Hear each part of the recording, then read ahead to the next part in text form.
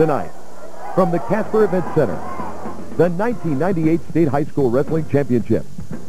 42 matches, 84 wrestlers, all trying to do what Gillette's 130-pounder, Troy McElravy, has done 3 years in a row. Win a Wyoming State Championship. The 1998 State High School Wrestling Championship. Brought to you by KGWC News Channel 14 and CBS News Channel 5. Sponsored by your local Pizza Hut. And the Wyoming High School Activities Association. Now live from the Casper Event Center, your host for the night, Jack Noakes. A great crowd, a great tradition, and some momentous moments. 42 individual Wyoming State Wrestling Championships and 3 team titles on the line tonight here at the Casper Event Center. Good evening, everybody. I'm Jack Noakes, and welcome to the Casper Event Center and to our coverage tonight of one of the great sporting events in all of Wyoming. 2+ hours of as high intensity action in as individual a sport as we compete in this country. Our coverage tonight, it's going to come from the floor of the Casper Event Center. Tim Ray is standing by with 3 Wyoming wrestling experts. Thanks a lot, Jack, and it does me a great opportunity and pleasure to introduce our 3 analysts today. We are very excited to have these 3 with us. The Hall of Fame head wrestling coach spent 10 years as an assistant wrestling coach for the Mustangs of Casper and Natrona High School. The Hall of Famer, Jerry Quinlan. Jerry will be watching what's happening tonight on the Class 4A mat, and man, when I think of Class 4A, as far as individuals are concerned, Troy McElravy out of Gillette High School. He's definitely a Division I collegiate-type wrestler, I believe, Tim. I think the most outstanding thing about him so far that I've seen, I've heard several coaches and other wrestling people say that on his feet, he's the best they've seen for years in the state of Wyoming. And we'll see how he does tonight. He has a perfect record of 39 wins and no losses. Troy McElravy will watch him at weight 130. To my immediate left, the former 3-time All-America for the University of Wyoming Cowboys, finished runner-up nationally twice. Talking about my old wrestling buddy Reese Andy, who's back with us again this year. And Reese, you'll be following the action in the Class 3A. But this time, this moment right here for these high school wrestlers has to be a little nerve-wracking. I would imagine some butterflies flying around down here, huh? Yeah, there's definitely some butterflies tonight. A lot of kids have been nervous the whole day. They've had a night to prepare for this final match. Some of these wrestlers have already wrestled quite a few times this year. Some wrestlers have even flip-flopped, trading off back and forth as months went on. So there should be a lot of excitement tonight here. All right, Reese will be following what's happening as far as the Class 3A is concerned, with some individuals going for back-to-back titles, along with Star Valley High School looking for yet another state championship. In the Class 2A, Brent Voorhees to my far left, former Wyoming Cowboy All-America, back with us again this year. And talking about the Class 2A, young man at 145 comes to mind, Bobby Tolman. Yes, Tim. When you can win 1 state title, that's something. When you have 3 of them going for your 4th, the kid is good. Be looking for him to do something big. Bobby Tolman has already signed on with head coach Steven Suter at the University of Wyoming. Let's send things back upstairs to Jack Noakes as we get set for high school wrestling. Okay, Tim Ray, thank you very much. We'll be back, and we'll take a look at the 103-pound matches coming up right after this.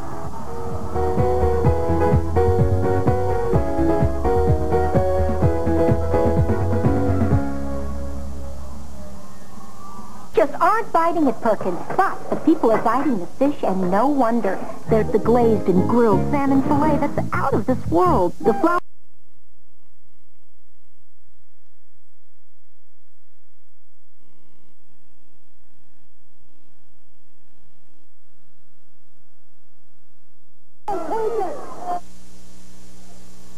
Welcome back, everybody. Our first match in Class 103 in the 4A Wrestling Finals. Eric Wright of Green River and Mike Wood of Natrona County High School. They met last year for the state championship. Wood, who's 32-0, won it in overtime. And this year, he's beaten Eric Wright 2 times in 3 tries. So we'll go to the match in Jerry Quinlan as we're set to go at 103 pounds between Eric Wright of Green River, Mike Wood of Natrona County High School. Good evening, Jack. Down on mat number 1 here, we have Mike Wood with the red color on, and we have Eric Wright will be green on your scoreboard. They're tied up on their feet to start the match. First move is over to the edge of the mat and out of bounds. No score. These two wrestlers, for those that aren't very well informed about wrestling, if one wrestler takes the other from his feet to the mat and controls him, that will be a 2-point move for the wrestler that does that, and that is called a takedown. Jerry, these two, of course, had a great match last year in this state championship, and I know their 3 matches this year have all been close. What's it like to be out there with a guy who you are so familiar with? Probably going to be pretty conservative to start with, Jack. Each of the wrestlers is feeling the other one out. Wright just shot in on a single leg but didn't get it. They're back on their feet now and tied up head-to-head without a lot of action to this point. There's a lot of energy being burned out there with these two kids at the moment, though. The officials in this match this evening, Lee Klukas is from Casper now. He used to be a head coach at Riverton High School. The other official is Sean Steffen, and he is out of Riverton. Jerry, at 103 pounds, how much is strength a factor in a match like this? Probably you would be amazed at how strong these two little kids are. I'm sure they can both lift a lot better than their own weight in the weight room, and they would probably feel, like most people, like they weighed 150 pounds. Both wrestlers have lost some weight to get down to here, and they're both very muscular young men. Wright is a little taller. He is the younger of the two. He's an 11th grader as opposed to Mike Wood as a senior. In there, they're tied up. Still not much action. Wood shoots in. They're right on the edge of the mat. Feet are in, and it's a 2-point takedown. And Wood takes the lead right on the edge of the mat. A duck under from Wood came up right on the edge of the mat with a 2-point takedown at the end of the period. The wrestlers will now, the referee has flipped his coin out there, and Wright will be in the down position. Wood will be on top to start the second round. The score is 2-0 in favor of Wood. He breaks Wright down flat on the mat, is looking for an arm bar out there at the present time, shifts over to the other side, kind of the offside for a wrestler to ride on. Wright is sitting out, trying to turn, looking back now a little bit like he might be trying a switch, but just reaching for it, not much power in that move. Wood appears to be riding pretty well at the moment. He has to be cautious, however, though. The referees are both checking closely to see that he's not stalling and just holding his opponent down. Wood has to keep working for a fall on the top position when they're down on the mat. If he does not, then he can be warned for stalling. The bottom wrestler, Wright, has to be working to get out from underneath. If he does not do that, he can be considered stalling. There's about 1 minute left now in the second period, and Wood still has the lead 2-0. They're off the edge of the mat again. They'll go back to the middle. That will give Wright a little bit of a fresh start, see if he can get out from underneath there.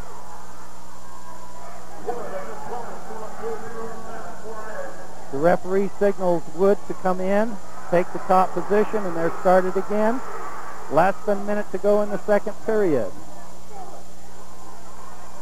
Wood is still riding, doing a very conservative ride on top, trying for an arm bar on the near side.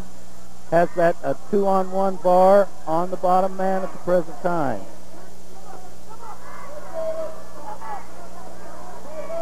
They're too close to the edge for much to happen here. Wood pulls him out of bounds. They're signaled back to the middle of the mat. The head coach from Green River is Tom Seaman. He's giving his wrestler Wright a little bit of advice on what to do this first move from underneath. Over on the far side of the mat, the head coach is Tyrone Fidgey. Both are University of Wyoming graduates, both head coaches. Fidgey was a little more known as a football player. Tom Siemens has built a phenomenal wrestling program down in Green River, a real powerhouse the last few years in 4A wrestling in the state of Wyoming. Wright got to his feet, tried to turn in. Again, they went out of bounds. No score on that move. Wright is looking around as if he wants some help again, either from the official or from the coach. seems that Wood's ride has been a very tough one. He breaks him down flat again on the mat, and there's the end of the second period. Let's go to mat 3 now. Reese Andy is standing by over there where we have a match between a couple of Johnsons. Josh Johnson of Douglas, Mitch Johnson of Newcastle, and right now 6-2, I believe, in favor of Mitch Johnson in Newcastle, and we got somebody down there. So let's go to mat 2, where it is right now 5-4 in favor of Jason Wasserberger of Lusk against Ryan Green of Shoshone, and our commentator on the mat is Brent Voorhees. Brent? Thanks, Jack. Boy, this has been a good match. These kids are going all out. It's been a close match, 5-4 here. Right now we have near fault points here for Ryan Green, who for most of the match has been behind, but now he's going to pick up a 3-point near fall here. And both these kids about got sick. They're going so hard. They had to stop the match. These two little guys are just wrestling tough. 10 seconds here left in the match. Final seconds. What a match. What a match. The points, three near fall points. Ryan Green has come from behind. He was down almost the whole match, came from behind to win by a score of 7-5. 7-5 your final there, as Green now is 37-5 on the season. Wasserberger's 31-3 as his season comes to an end. So back to mat 1, Jerry Quinlan, where Mike Wood has a 2-0 lead in the 4A 103 championship. Okay, Jack, to catch everybody up a little bit, Mike Wood started on the bottom. This period almost got out early in the period. 30 seconds are gone in the third period, but he did not score. He is working from underneath, and Wright is trying to keep him down and keep him from scoring again or get him turned over to his back. If Wright could turn him, that would be what he would need to tie up the score or to go ahead. Wood is trying to stand up now, and Wright has gone a little high on him. He's flipping forward. Wood comes out the back door and scores a 2-point reversal that puts him ahead 4-0. 1 minute and 4 seconds left in this match. It looks like Wood is in the driver's seat, but there can still be a big move from underneath. Wood is currently trying to cross-face him, but not really moving out to the side much. Wood is just a tremendous wrestler down on the mat, has good control of his hips and his opponent's hips. He's working underneath now, trying to take an arm back through the leg, trying to do a little crotch pry, get him up over into a pinning position. 34 seconds left in this rematch from the state championship last year. Wood has control, as he did win it in overtime last year. They're on the edge of the mat. Wood's trying to keep him in, and Wright is trying to get out of bounds and get a fresh start, which is exactly what happened. And now they're coming back to the center. Wright. Okay, Jer, let's... Okay, I'm standing by with... break and go to mat 2 for a second. A little replay there of the final between Green and Wasserberger. While we have a break on this match. I believe we have the final moments here as Wasserberger had the lead throughout the entire match, but Ryan Green of Shoshone came from behind to win it 7-4 in the closing moments, and Ryan Green wins the 103-pound championship in Class 2A with a come-from-behind victory. We still have a little timeout here in Class 4A, so let's swing over to mat 2 right now. This is the 2A 112-pound match between Jason Earhart of Hewlett and Logan Hess of Lusk. Brent? Yeah, Jack, Jason Earhart got the takedown to begin with, and then Logan, he got a reversal here. Oh, we got a little bit of scramble situation going. He's got to pop his head out right here to retain control, and he's done so. He's getting in trouble, though. He's got to pull his head out, and he'll get his two. Still no change of position here. These guys are just going all out. Now, Logan has got to be careful. He's still in control, but he can pin himself here. He's close to, shoulders are close to the mat there. He's got to watch out so he doesn't get pinned. Short time left, 5 seconds. And gave him no points, no point. So the first period will come with an end at 2-2. Let's go to Tim Ray, who has somebody down on the floor, a state champion to talk to. Well, congratulations to Ryan Green, the winner of the Class 2A from Shoshone High School, 103 pounds. Tell me about your thrilling victory. It was something else. I was down the first 2 periods, and I knew I had to turn him, so I reversed him and threw a cradle on him and got him. I'll tell you what, I mean, it was a hard-fought match all the way. Yeah. Well, congratulations. Thanks. All right, congratulations to Eric. We've got another interview coming up here. Mike Wood. We'll get Mike here in just a moment, but as mentioned, let's go over to mat number 2 now.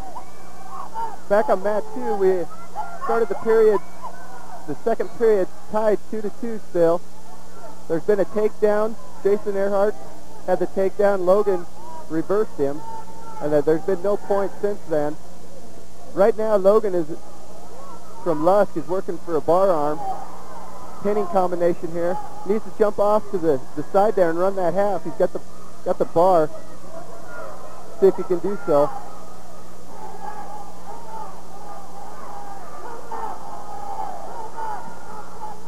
Oh, they stopped that because you can't bring the arm up past. You have to keep it in the middle of the back. His arm came up towards his head, so they had to stop that. How you doing?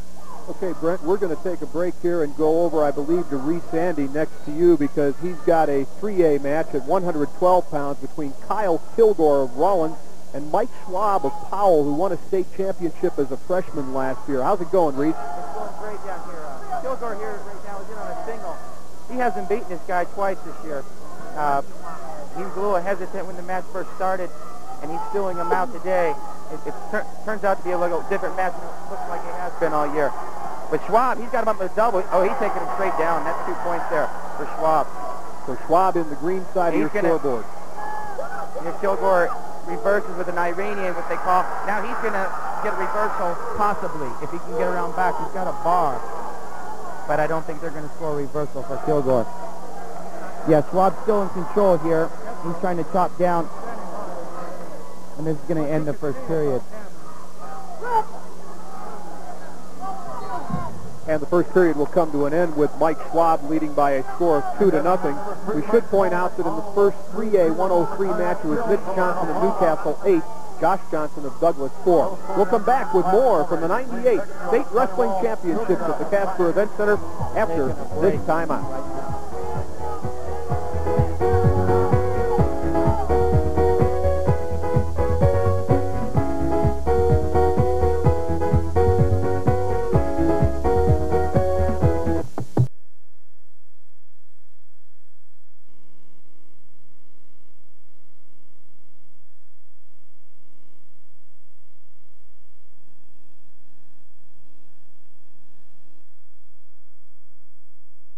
Lost 33-1 against Nick Zuniga of Cheyenne East. As you look at that, we'll bring Tim Ray on with Mike Wood, the Natrona County High School champion at 103 pounds. And Jack, he is a defending state champion back-to-back for Mike Wood. Mike, how's it feel? Oh, it feels excellent. You know, this is what I worked all year for. You know, I was really excited for this match, and I went out there and I got the job done. You went up against Eric last year in the finals. It went into overtime. This time around, you went at 4-0. What was the difference? Well, this year I just wrestled a lot smarter. I was really aggressive, and I rode him a lot better. You know, I was really aggressive. I was on my toes, and I was, you know, he wasn't getting nowhere. I wouldn't let him get away from me. All right, congratulations, Mike. Thanks. Mike Wood, the state champion at 103 pounds for Casper Natrona High School. Let's go over to the Class 4A right now and visit with Jerry Quinlan. Jerry? Okay, we're in the 112-pound match here, and Beckfield of Kelly Walsh has taken a 6-0 lead to go into the third period. It was very close, the first two, and then right at the end of the second period, Beckfield took Zuniga right to his back. These two have not met yet this year. Beckfield is on top right now. His color is green from Kelly Walsh. He's working for a half on the far side there. Zuniga trying to stand up and score an escape point. He's got hands tied up and trying to get to his feet, but Beckfield has him back down on the mat. Beckfield has not lost to anyone in the state of Wyoming this year, and he is working a near side cradle at the moment, has him going towards his back. has him on his back. And the referee is signaling near fall point. Could be, he's up to at least a 3-point near fall right now. The referee will not award those points until this fall situation is over with. He switches off from the cradle, trying to get a half. Has an arm bar in also, keeping him on his back, not letting him out of the pinning situation. Zuniga's trying to get off the edge of the mat. Beckfield lets him up out of the pin.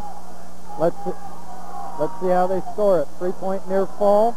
Okay, as they score that, Jerry, we're going to go over to Reese Sandy, who's got a barn burner. It's 4-3 right now. Mike Schwab over Kyle Kilgore. Reese, they're in the third period. Yeah, Kyle here was losing the whole first period. And at the end of the first period, he used the corkscrew to come out the back door to get a reversal. As in the second period went on, Schwab got an escape, and Kilgore took him down again, and he's leading 4-3. Kilgore's trying to go for his third straight title, and looks like he might get it tonight. He was 0-2 with this kid early in the year, and he's really wanting it now. As you can see here, he's wincing. The refs here had some controversy of some false starts when each wrestler had to choose top or bottom. The ref had a false start on Kilgore the first time, and the second time they let it go. So we have a really tight match here, 4-3, and I'm not sure how it's going to end out, but it looks like Kilgore, he's either gaining an edge on this kid or he finally got his number, because we got 1 minute left in the third period. Reese, while you're doing that, we're going to stay with you, but we're also going to interject that in Class 2A, Jason Earhart of Hewitt High School has beaten Logan Heff of Niobrara County 8-5 for the 112-pound state championship. And also Jerry Quinlan, Josh Beckfield has just finished up with, I believe, an 11-1 win. Is that right on 4A? That's correct, Jack. Jack Beckfield, 11-1 winner. That gives him a major decision. And that will add 4 points, team points for Kelly Walsh, plus one more for a major decision. So that helps them out in the team score. Okay. In that first match, Natrona County, by winning that, moved ahead of Rock Springs from 5th to 4th place. I don't know if you noticed that. They're 1 point, 1.5 points ahead now of Rock Springs for 4th. Let's go back to Reese for the final 30 seconds in 3A. Looks like Schwab, he's really trying to get that.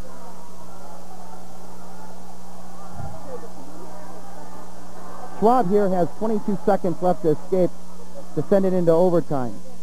Kilgore, all he needs to do right now is ride 22 seconds hard. What I would do is just to chop tilt or run a spiral, just stay behind the elbows here, and that's exactly what Kilgore just went to.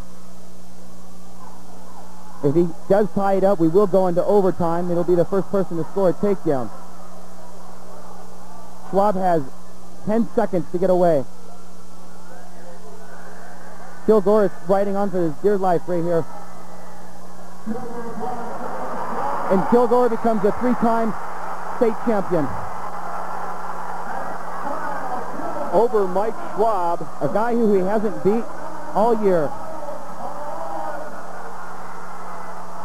It was a great match. By a final of 4-3, is that right, Reese? Yes, and he is ecstatic. Okay, Tim Ray with another interview down on the floor, another state champion. Tim? Jack, in fact, the state champion in the Class 2A at 112 pounds, Jason Earhart from Hewlett. Jason, congratulations. Thank you. Tell me about your championship tonight. Well, I just came in yesterday after the semifinals, just came in. Hope for a good match today, and it happened, I guess. Jason Earhart, a champion, third place last year, state champion this year at 112 pounds. Jason, congratulations. Thanks. Okay, Jack. Okay, Tim, we're going to take the 119-pound match in Class 2A right now as Bernie Gardner of Wind River goes against Micah Hemrick of Cokeville. These two have met twice this year. Gardner has won both. Let's see what Brent Voorhees has going on. Right now, Bernie here, he's scored with two different types of takedowns to have 4 points. Micah has 1 point escape for a score of 4-1, and we just began the beginning of the second period. Right now, Bernie's trying to get out. He needs to get hand control when he pops up, when he comes to his feet on a stand-up. He needs to get that hand control. He needs to get his hand back. He's got it. Needs to scramble here. He needs to shoot. See, he doesn't have that hand control. Got in a scramble position here, and he comes out on top. Another 2 points for Bernie Gardner. So Bernie Gardner has opened up a 6-1 lead. Brett, let's go over to the mat with mat number 1 now in Class 4A. Jerry Quinlan standing by. 119 pounds Blake Gunter of Green River against Ricky Obermeyer of Gillette. Jerry? Right now, something very significant going on in the 4A rank. Obermeyer has a 5-point lead over Gunter, the 2 leading teams in this class. If Obermeyer can win it, he can close that gap quite a bit. He had the first takedown and near fall, almost scored another takedown right there. They're fighting tooth and nail in here, trying to score 2 more points on a takedown. These kids are both good wrestlers, very strong, and they're on the edge of the mat and out of bounds. Could have been another takedown there. This is a significant one in 4A with Obermeyer leading right now 5-0. Okay, Green River was up 214 to 204 in points coming in to this championship. Let's go to Tim Ray right now, not with 1 but 2 state champions standing by. Tim? That's right, Jack. State champions at 119. Mr. Kilgore from Rollins High School. Congratulations, big fella. You may be little in stature, but you're big in heart. Tell us about that championship match. Well, he beat me all year. Came in here pumped up, ready to go. And I won it. And that's what I wanted. Came in here to win it, and that's what I did. And I mean to tell you, that was exciting, huh? Yeah. What was the difference? Someone wanted it more. Well, in wrestling, you got to want it, and Mr. Beckfield can attribute to that. Class 4A state champion at 119 from Kelly Walsh. Your thoughts about tonight's win? Well, I don't know. He's kind of tough at first, and I just took it to him. Even though I'm not 112, not 119. But that's all there is to it. You just got to want it more. Second isn't good enough. Well, now you can go pig out, huh, and get up to 119. Yep. Finally, these guys can eat a little bit. Beckfield and Kilgore, state champions. Back to you. All right, let's go to Class 4A right now. It's hot and heavy again, Jerry. Yes, sir. Mat 1. Blake Gunter did score a reversal here, so it's now 5-2. He's on top with a figure 4 body ride. He almost got pulled over and pinned from the top position there. Obermeyer's working from underneath trying to get out, and that brings the end of the period, the end of the second period now. It's 5-2 in favor of Obermeyer. It will be Gunter's choice, and he takes bottom to start the third period. That might be the best place for him to try to score for. He can get an escape or a reversal there. If he gets an escape, he can also work for another takedown. Okay, we're going to go now to Reese Andy on mat 3, our first Star Valley wrestler of the evening, Sid Storr at 119 against Corey Brown of Rollins. Reese? Corey Brown here just caught Sid Storr in his back here. He went to do a Granby roll there and got caught. Sid Storr finally got his first point by using a switch to open up the match. It was 0-0, neck and neck, the whole first period. None of these two would give up a darn thing. And finally, they're starting to wrestle, and the fatiguing is opening up a lot of moves here. Right now, Brown with a 6-2 lead, I believe. Yes, Corey Brown here from Rollins has now got a 6-2 lead. If Sid Storr can take him to the mat, he'll get a 2-point reversal. No points have been scored. These two have got to be really tired. As Sid Storr throws off his head, or Corey Brown, throws off his headgear. These two met once this year. Storr won their only meeting. This, of course, for a state championship at 119 pounds. They should stop it here and get his headgear back on. While they're working over there, let's see what Jerry Quinlan has going on mat number 1. Jerry? It's still 5-2, but Obermeyer's taking no prisoners out there. He's been working for a fall all period. Almost had Gunter turned a couple times. It's a great match. Gunter probably thought he could score fairly easily from underneath, but he hasn't been able to get out of there yet. Obermeyer's been working that old cowboy ride pretty tough, sticking in halves and trying to turn him. Gunter's going to his feet now. He's in a 4-point stance, but Obermeyer comes right back with a half, trying to work a half on the near side. He's got him twisted pretty good, but can't get him turned over. Gunter has posted a leg on the far side and just refuses to be turned. There he goes. Wait a minute. We may get a near fall here. Nope, he comes right back and gets his hip straightened up. so there isn't going to be a near fall. Gunner's working, pulling on the head. We've got 10 seconds left in the match. 10 seconds left. Looks like that's the way it's going to end up. 3 seconds. And it's 5-2. I think you'd have to consider that one a bit of an upset as Obermeyer comes through with a big individual and team victory for the Campbell County Camels from Gillette, Wyoming. Okay, Jerry, nice job as Gillette gets a victory out of Ricky Obermeyer. He had lost his only match to Blake Gunner earlier this season. Let's take a look and see what's going on as we get the replay here. We also should tell you that one match has just finished up.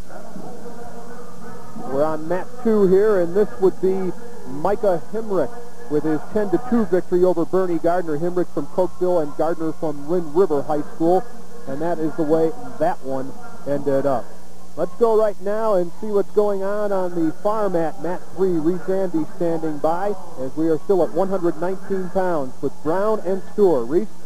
Sid Storer is still down 6-3. Corey Brown, no, referee here is going to wave off that switch because there wasn't control there. Right now, Sid Storer is going to try to crotch him out and look for a stalemate. I think he can get it if he can just hold on for a little bit longer. The Corey Brown, if he gets this reversal here, or this takedown, excuse me, it's going to really blow the match out of proportion. It's going to be 8-3. Sid Storer needs to hold on. I would have called a stalemate. A little bit, not bad. Just a little. Okay, Reese, what time we got left here? We down to a minute and 12 seconds now in the third period. And Corey Brown just got his reversal here. It's 8-3. Sid Storer needs to start building the base here coming up. He's not getting hand control. It looks like he might be trying to look for a switch again.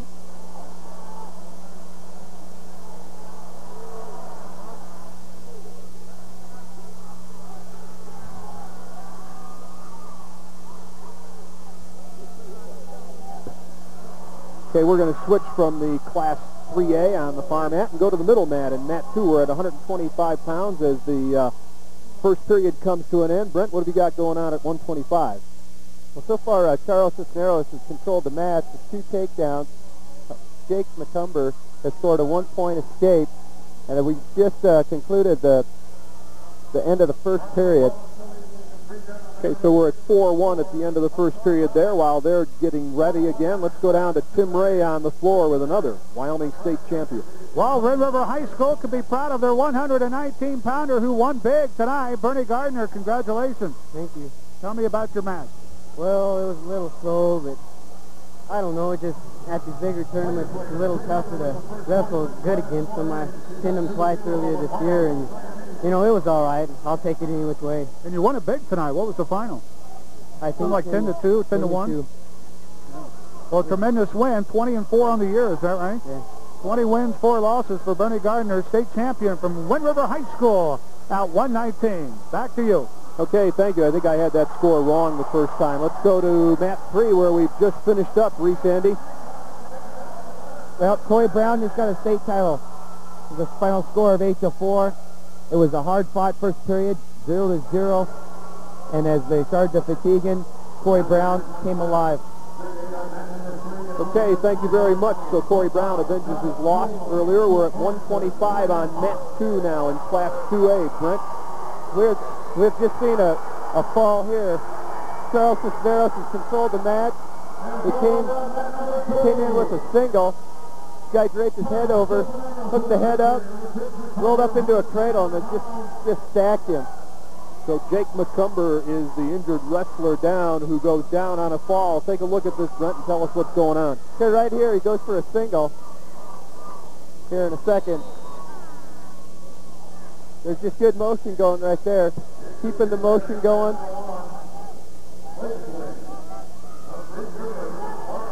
Okay, shoot the counter shot right there, single. Hooks up the cradle, just stacks him over. You can see right there on the replay, he was glued. There was no daylight between them shoulders. No daylight, and we, of course, hope that Jake McCumber is all right. We obviously have all the paramedics, or not all, but paramedics from the Casper Fire Department. Plenty of trainers, obviously, high school trainers in the facility tonight. They're tending to him right now on mat 2. Mat 1 and Jerry Quinlan, 129 pounds now, or in the 125, I'm sorry, in Class 4A. Balsley of Green River and Barrows of Cheyenne East. Jerry? He got the 2-point takedown in the first period. They're about 40 seconds into the second period. Seems to be controlling the match pretty well. Right now, they've called a stalemate, and they'll get another start out there. Barrows is in the down position. He's coached by Dan Lay. This is the first time we've seen one of Cheyenne East wrestlers out on the mat tonight. And Barrows does a little front somersault there, a front roll, and gets a 1-point escape, so it's pretty tight. 2-1 now. Balsley has a one victory over Barrows this year, the only time that they've wrestled. This obviously an important match for Green River after Obermeyer won for Gillette. They can pull ahead by 4 to 5 more points right here if they could get a fall, but it doesn't look like that's going to happen in this tight a match right now. Right now, Barrows is on top in the neutral position, and they call another stalemate and bring them back to the middle. Both wrestlers move towards the side of the mat, and a great shot in there by Balsley for a double leg takedown. He's on top, and they haven't given control points yet.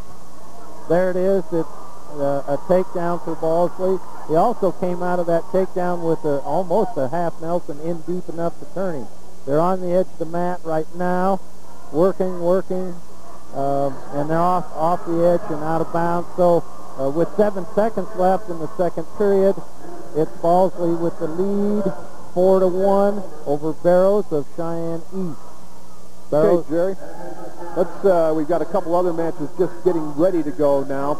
Before we go to the 130-pound matches, Tim Ray with another state champion on the floor here at the Casper Event Center. All righty, Jack. In fact, a couple state champions at 119. Congratulations to Gillette's Ricky Obermeyer. And Ricky, congratulations. Your thoughts about the win today?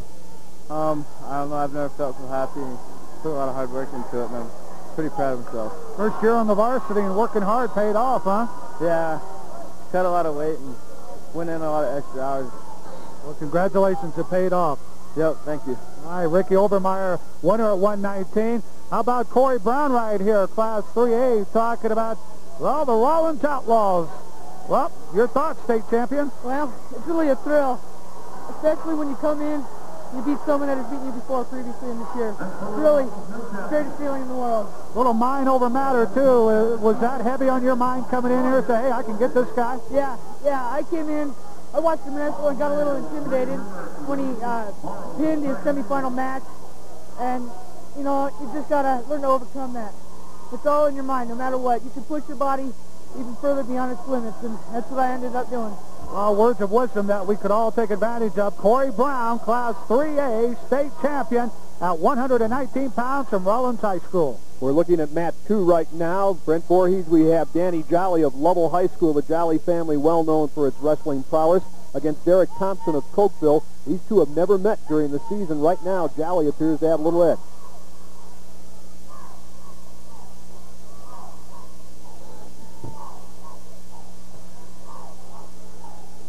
Jolly comes in with a record of 34-3, and Thompson at 33-9. What's going on down there, Brent? Well, right now we just had a 1-point escape by Derek Thompson. Danny Jolly had a 2-point takedown to begin with 16 seconds now left in the first period. Got a shot there by Danny Jolly and a reshot now by Derek. They're battling for position in here. 6 seconds left. Doesn't look like... Oh, maybe... Oh, no, they didn't... No, they're confirming. No takedown at the end of the first period. So the score is still 2-1 in favor of Jolly. Let's wrap up the 125-pound match in Class 4A on mat number 1. Jerry Quinlan with the final 10 seconds. We're down to, as you say, to 10 seconds here, and Balsley has dominated the match. He used a series of sit-outs and turn-ins got an escape and a takedown, and that one's over. Balsley is the state champion 4A at 125, and he gives Green River some more team points to put them back at a longer lead, a little bigger lead. So a 5-1 win for Balsley over Barrows of Cheyenne East. We're back on map 2 with Brent Voorhees. What's up with Mr. Jolly and also with Mr. Thompson? Well, Mr. Jolly, he right now he's got a bar arm in, trying to get a tilt. Derek Thompson chose down to begin the second period, which 30 seconds has gone by in that period. Jolly's working awful hard for that turn, but Derek Thompson's not letting him get anything. Right now, Danny Jolly just going for he just tried a cradle.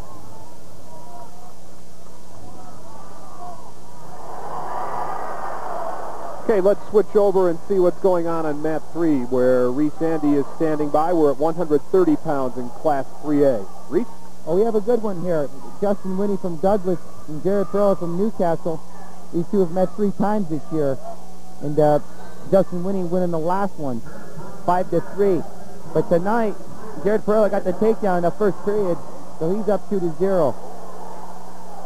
We should point out that moments ago, Josh Nolman of Powell pinned Ryan Hout of Torrington at 125 on your map, Reese. Yeah, he used a pancake to pin him there. Josh did, and Ryan Hout didn't believe he was pinned, but the referees had to say on that. Okay, we're going to come back. We're at the 1998 State High School Wrestling Championships from the Casper Event Center. Lots of action to come when we return.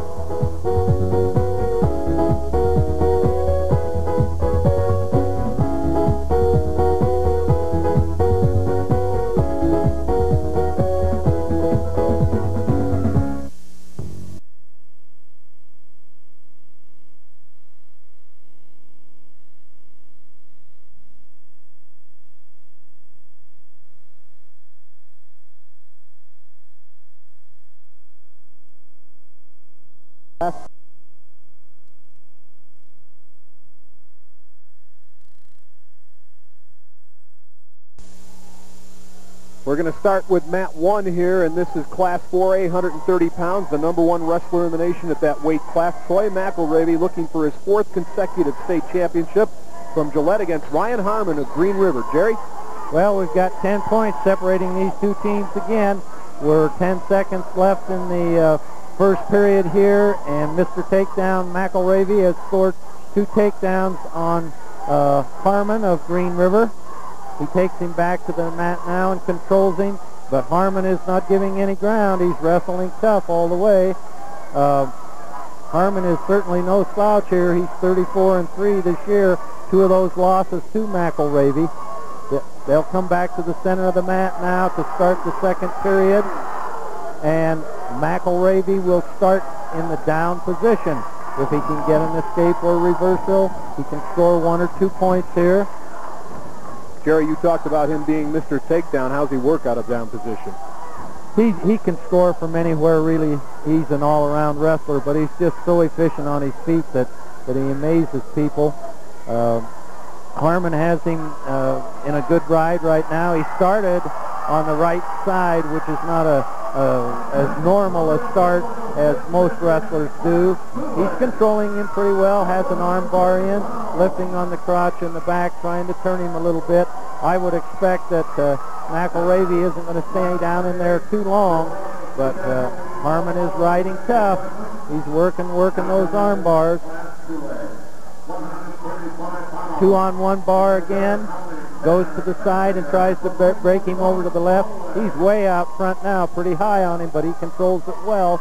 They're on their feet now, and there's a quick turn, but out of bounds. Pretty close for McElravy to score an escape there, but the referees judged that it was out of bounds. Jerry, how do they decide that? Is there 3 points that have to be out of bounds?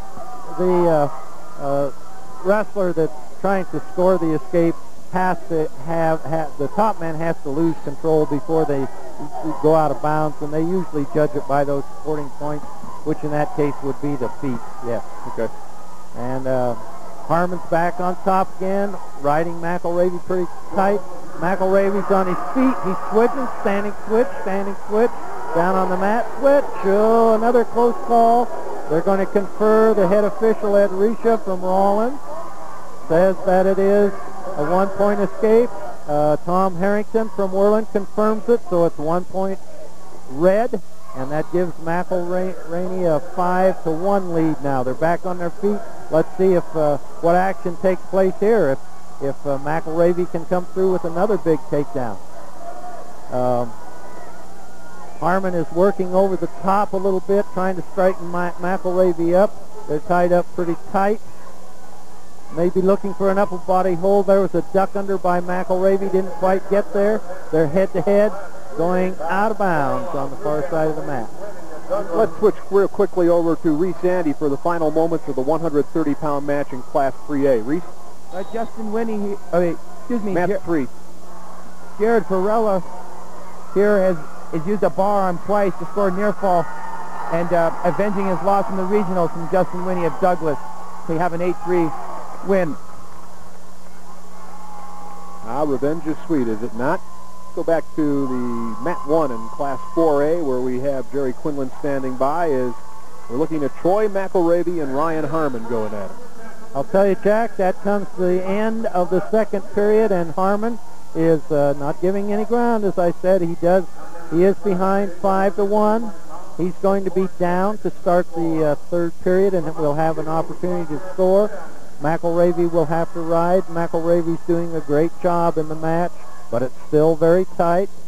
McElravy starts on the left side, working in that cowboy ride and trying to break his opponent down. We're in a potentially dangerous position. Whoa! Harmon tried a front roll again. They both went over the top and came pretty close to out of bounds. McElravy's very high, working, trying to maybe slip down into a basket here, but they're called a stalemate on the edge of the mat. Okay, we might get to see that one again here. I'm looking at the monitor. There they are. There's that front roll. No points scored, but it looked pretty good. They're back up right on the edge of the mat there. No style points in wrestling? No style points. Freestyle, there would have been some points scored there, but not in this scholastic wrestling at all. Whoops, and there McElravy takes him clear off the mat and back down under safe control. They're on the edge of the mat and out of bounds again. We've got 1:23 left in the period, and McElravy in control of the match at this point. If you're Harmon, what are you going to try and do here? Your opponent has had the better part of this match. What's your strategy? Well, I think the best thing that he can do right now is go for that 1-point escape and then come right back down to a takedown and try to put McElravy on his back. That could be a big 5 to 6 point move in there and change this thing around completely. McElravy is controlling him on his feet, takes him back to the mat again from behind, and working on the little cowboy ride, working over on the right side of his opponent now. Breaks him down a little bit with an arm bar and off the edge of the mat. 1:02 left as they come back to the middle with no change in position. Harmon will be down. McElravy has to control him for another minute, and he's going to have another state title to his credit here. Okay, Troy McElravy in control right now. Reese Andy standing by in Class 3A on Mat 3. We're at 135 pounds. Nick Melkor of Torrington, Roger Timms of Mountain Dew. Reese? Melkor here, right at the get-go, probably about a minute into the match, went for a headlock, and Roger Timms ducked out of that to get a takedown. Melkor is undefeated all year, and I don't know how he's fared in the first period, but that first takedown is very, very important. And if Roger Timms here can keep his composure and be happy with that, with just having a 2-1 lead in this first period, he's ready to go for the second period. So Tim's on top 2-1 right now. He's in the green. Yes. 10 seconds left. There probably won't see much action here. Both are pretty conservative. You didn't want to try nothing in the state finals. So at 135 pounds, the first period over, and a 2-1 lead right now for Timms. Let's go back to Mat 1 now, and we're still looking at Troy McElravy against Ryan Harmon, and one of the big matches of the night here as McElravy goes for his 4th consecutive state championship. Ranked number 1 in the nation at 130 pounds. Jerry, those guys getting tired yet? Both wrestlers are fairly tired at this point. McElravy is controlling the match now. This, as you say, is a big one team-wise. Gillette has a chance to pull back in within, I think, about 6 points if McElravy holds on. The wrestler McElravy is warned for stalling there. It won't count as a point against him. He'd have to get another one before he would lose the point on the edge of the mat. 17 seconds left in the period, and McElravy's on top. Harmon does get to his feet, puts a whizzer in. McElravy they're squaring up out there. There could be a point change here. It's 6-1, 1 second left, and it's over with. So McElravy is back in as a state champion and pulls his team up another 4 points closer to Green River.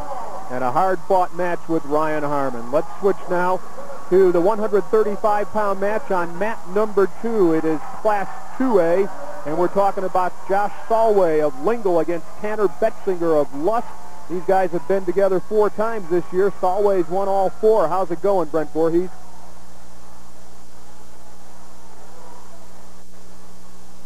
They have lost contact with Brent. Got a 3-1 score right now with about 1 minute and 42 seconds left in that match.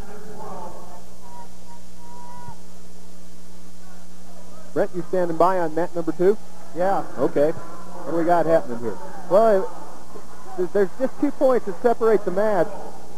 Well, we got a 2-point reversal, which against Josh Solway. Solway, he's controlled the match up till this point, but boy, in these state titles, championship matches, anything can happen. Josh has beaten Tanner 4 times, but right now it's a 3-3 tie in the 3rd period. Right now, Tanner's on top, working to keep Josh down, and he's doing the job. They go off the match. They'll get a fresh start here with 1 minute 15 left. Tie score 3-3. These guys obviously know each other rather well, having wrestled 4 times during the season. When you wrestle somebody that many times, do you try anything new? Well, usually when you wrestle a person 4 times like these guys have, you know their style, and it might be smart to do something. Right there, Josh just got his 1-point escape. Now Tanner will have to put the pressure on him. And if I was Josh, I'd still 1 point or 2-point takedown here would take Tanner Betzinger out of the match. That's what you have to be thinking when you're. And right now he's in on a shot, got a single leg up. He just needs to dump this. If he can dump this, this will secure the match. More than likely. He's got to finish this single though. He doesn't have any motion with it. He's got to move him. And right there he does, and that should be 2. And the ref's going to give it to him. 2-point takedown for Josh Solway to increase his lead to 6-3 with 34 seconds left in the 3rd period. So Solway out of a little trouble after being tied up with Betzinger. Betzinger now really needs to come up with something the last 35 seconds. Before he does, we want to go down to the floor, though. Tim Ray standing by. And a 4-time state champion. In fact, the first one in Gillette High School history to win 40 wins in a season. Talking about Troy McElravy, number 1 in the country. Congratulations, Troy. Thanks a lot. Oh, all that hard work, the sweat box, running, not eating, it's paid off, huh? Yeah, plus some. It's great. Tell me about your match tonight. Well, I went out there. I knew he was a tough kid because I'd wrestled him before. And I just knew that I'd just go out there and get my takedowns that I needed to do. And just get my escape the 2nd period and ride him all I could 3rd. And I did exactly what I needed to do to win that match. I know you're heavily recruited around the nation. Can I ask you, have you narrowed it down? Who are some of the schools you're looking at? I haven't narrowed it down too much. I got it down to about 5 or 6 schools. Okay, hey, we wish you well. Congratulations, 4-time state champ. You might have to get new business cards printed up, huh? Yep. Hey, all righty. Troy McElravy, 4-time state champ at 130 pounds. Okay, let's go to the 135-pound match on mat 3 in Reese Andy. We're coming down to the end for Melchor and Tim. Yeah, Melchor here scored a single late in the second period, about 25 seconds left, and finished it with a Navy. And Tim's got an escape in the third. He needs a takedown to come in the lead, and he's going to get it. Nope. As Melchor hips out of it, I would look for a fresh start if I was Melchor or Tim. I wouldn't want to be extending here with a single leg like that, and they're going to get a fresh start. Tim's got 12 seconds left, actually, to go ahead with the lead. If I was Melchor, I would just circle. Stay aggressive, though, because they both have a stall warning against each other. If he takes a shot off, he might get the stall call. And I think he's going to get it. And the ref doesn't agree with me. Imagine that. So from Torrington, the champion at 135, Nick Melchor, with a victory 4-3 over Roger Timms of Mountain View. And what a match there. The champion at 135, the Blazers from Torrington High School. Congratulations to Nick Melchor. Now we'll take a look now at the 135-pound match that's going on mat 1. And Jerry Quinlan, Jerry, Jason Dye of Casper Kelly Walsh, and Justin Romero of Laramie High School. Hey, we've got some fun going down here. Jason Dye is a great kid to watch wrestle. He always creates a lot of points and gives a lot of action out there. They're going up and down and up and down. Right now, Jason Dye has the lead 6-2 with about a minute left in the second period. Romero has gotten to his feet a couple of times, and it does get exciting when they get back up there because Jason is a good freestyle wrestler, and he gets people up in the air a lot. He's going for a fall now, working Romero fairly tough on top, has a tough arm bar in there. Now one-on-one, two-arm bar in there. Trying to turn him over. 43 seconds left in this one, but it's been a good match with lots of action. You missed the fun stuff while you were watching that other one. They're down on the mat now, and the pace has slowed a little bit. But Dye is still working for a fall in there, trying to pull that head underneath, and working to get maybe a near side cradle in there. I can't tell right where he's going. Well, it looks almost like a front three-quarters he's trying to put on him. Now he's going for the far leg, trying to break him back down flat on the mat. Working on the near side again, trying to pull that head under. Got the light leg tied up, near side leg real tight there. 1 second left in the period, and this one is over through 2 periods, and Dye has the lead 6-2. 6-2 Dye leading. We're at 135 pounds. We have 140-pound matches going on the other mats. However, both of them right now are stopped. One of them is for an injury. We'll come back after we take a timeout. You're watching the 1998 Wyoming State High School Wrestling Championships live from the Casper Event Center.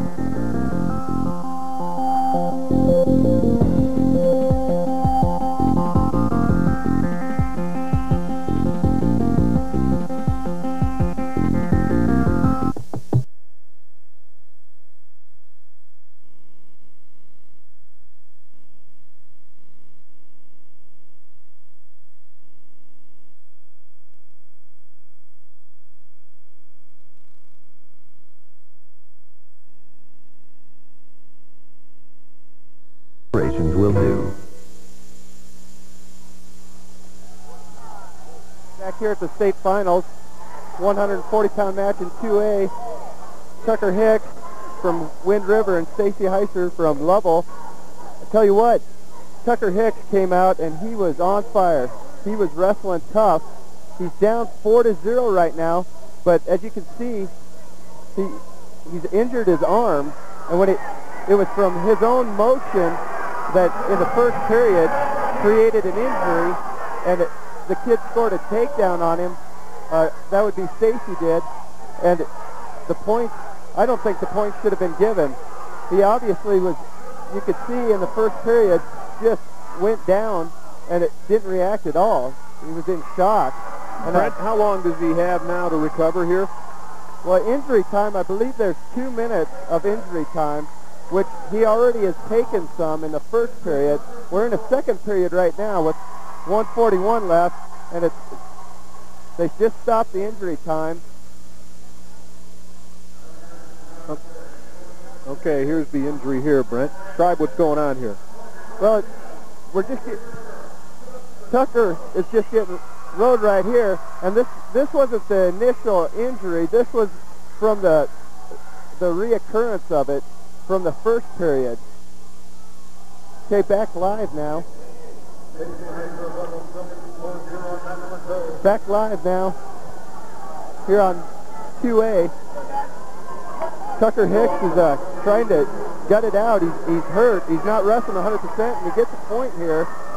It's a minute left. Now watch this style. This kid, he is tough.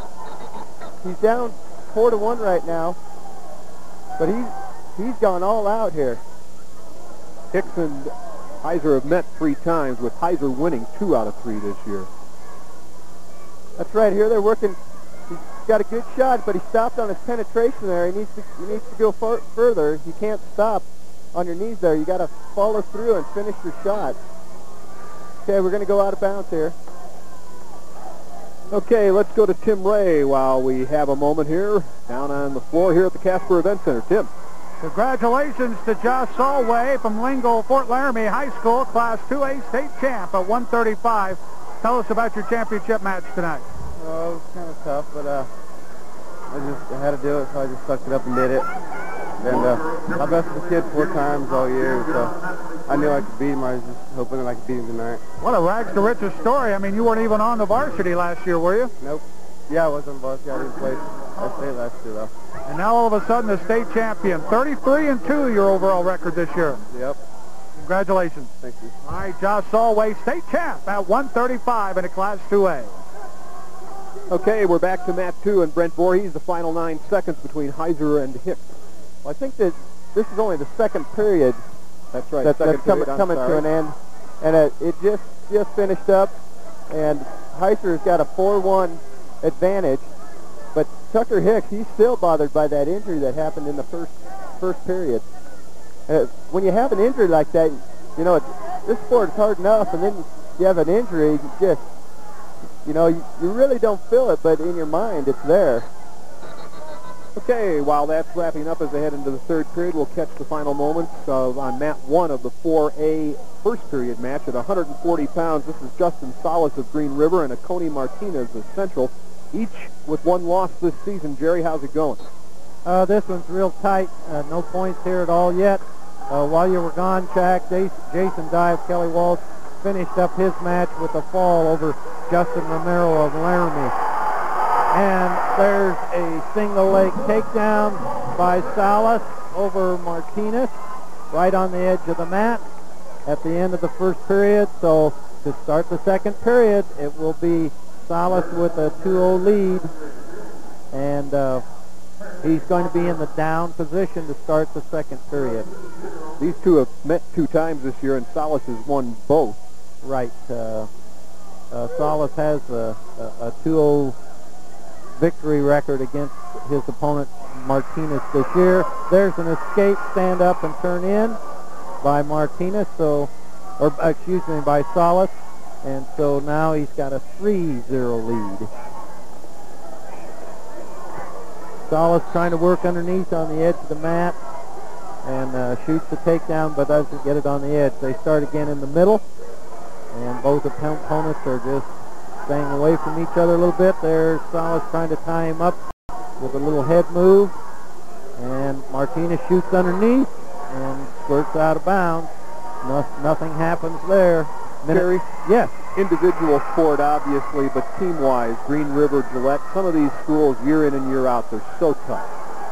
In recent years, Green River has just dominated this 4A class, and there Green River gets the takedown, brings him ahead 5-0 now with a little double leg right to the mat, working on an arm bar on the top, right near the edge of the mat, trying to go under that arm towards his head and turn him over. Okay. So a 5-0 lead for Salas right now. Let's switch to Mat 2 right now, and the final 36 seconds of a match there that's pretty close. Brent? Well, I tell you what, Tucker Hicks, he's still, he just got a point for fleeing the mat. Well, Tucker Hicks is the one that got the point for Stacy Heiser, they say he fleed the mat, which you cannot do because Tucker Hicks was in on a shot, which is big for Tucker Hicks at this moment. There's 33 seconds left in this match. He's already taken Stacy Heiser down here just about probably 30 seconds ago in the period. So we're at a 6-4 score. And we're conferring at the officials table. I assume somebody didn't like what happened out there. What's the conference about at the table with the officials? Exactly. That's what Level, they didn't like the call. So they're going to, they were arguing with the ref, but it's not going to do them any good. It's going to stand 6-4. And Tucker Hicks has been going hard at it. This will be an interesting last 30 seconds. He could tie this up. We'll go into overtime. This is a 2-minute sudden death. I'm just impressed with him. He's gone hard from the time the whistle blew till now. Gone hard and he's been hurt. Yeah. 22 seconds left. They're scrambling for position here. Stacy Heiser he doesn't want to give up anything right here. Shot attempt by Hicks. Oh, there. What? And that should be 2. What a match right at the end. It's a tie match now. So we go to overtime here. What a match. I tell you. Start in the up position, correct? Correct. Right now, Tucker Hicks has got the advantage. He has taken down Stacy Heiser 2 times, the last 2 times unanswered. And I think he's just got to keep pouring it on like he's been doing. First person to get a point is the winner. Exactly.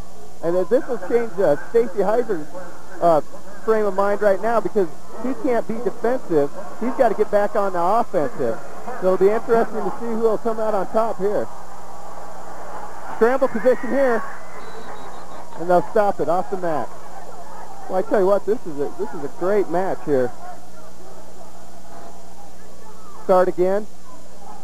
See, these guys got to stay in good position. Like Reese has talked about, the fatigue is set in, especially when you're in an overtime. But this is the state title on the line here. You got to hang it all out now.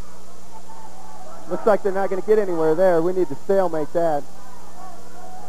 Will the officials do that for us? Well, I don't know. Oh. That was smart. Okay, while they're getting back on the mat, a quick look at Tim Ray at the event center floor. Tim? Jason Dye, state champion, Class 4A at weight 135 out of Casper. Kelly Walsh, 27-0, a perfect season. Jason, your thoughts about winning tonight's championship? Oh, I'm totally pumped up. I couldn't be more happy about anything, I don't think. I had a fun season. And a dream come true, especially after last year in the final. Yeah, you bet. There's lots of nerves just because of what happened last year, and I'm glad it's over. Jason blew out an ACL last year, but comes back this year and wins the state championship at 135. Let's go down to Brent Voorhees. We have a winner in the 2A match. Tell you what, that was just a great match. That was all about heart right there. Tucker comes from behind. Once he was down by 4-0, comes from behind to win in overtime. Gets a takedown on the edge of the mat. That was just all about heart there, guys. So Tucker Hicks, injured and all, runs his record to 33-3 as he beats Stacy Heiser of Lovell in the overtime period. These two, as we said, Heiser had won 2 out of 3 during the regular season, but Hicks comes up with a big victory. We're going to stay on mat 2 because in the 2A 145-pound weight class, Bobby Tolman of Wind River looking for his 4th state championship in a row against Eddie Ingleby of Saratoga. Tolman is headed to the University of Wyoming on a wrestling scholarship. Reese, you're looking at him. Brent, you're looking at him. Sorry, Reese. Okay, we just began the first period here, and Tolman's come out strong, real strong. There's still no points scored. Shot attempt there by Eddie. We got a takedown there by Bobby Tolman. He's got to pull him back on here to get back points. So that's what he's trying to do. He's got to keep him on the mat, though. Ingleby just wants to get off here. Okay, they've stopped the match. Bring him back to the center. Tolman is the green side of your scoreboard, leading 2-0. got a little timeout here to tie a shoe, put back on the red tag there.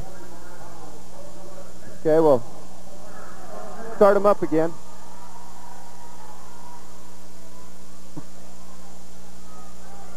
Ingleby right there. Are they going to give him a point? Yes, they're going to give him a point. They said Tolman had lost control, so we'll bring them both up to their feet for a score of 2-1. I like the way Tolman is stalking him. That was a good snap there, but he's got to do it again. He's got to make him touch the mat all the way. There he's working that snap. Tolman appears much larger than 145 pounds to me. He is really put together. Boy, and he's built. I don't see an ounce of a body fat on him. I don't think so. Nice shot attempt there. Ingleby defensive there. He'll get called for stalling here if he doesn't circle it back in while Tolman is pushing him out. He's in on a shot now, but Tolman just backed him off. These two have met 3 times this year, and Tolman has won all 3 matchups. Right now we had a stalemate called. The ref didn't think they were going to get anywhere there, so they bring him up to their feet in the center of the mat. Boy, Tolman, he comes after you. Nice high crouch attempt there, but he's not finishing it. 11 seconds left.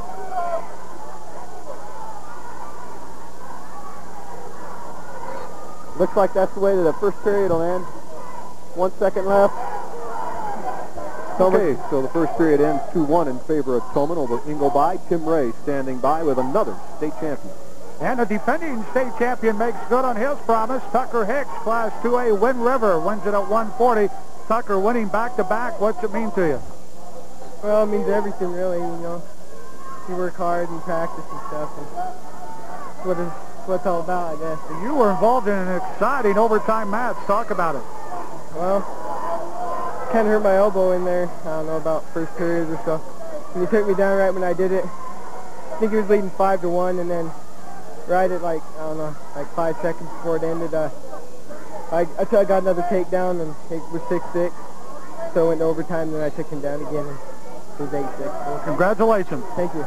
Tucker Hicks, defending state champion, now wins back-to-back at 140 for Wind River High School in the Class 2A. Okay, we're going back to match 2 and Brent Voorhees, where Bobby Tolman of Wind River against Eddie Ingleby of Saratoga.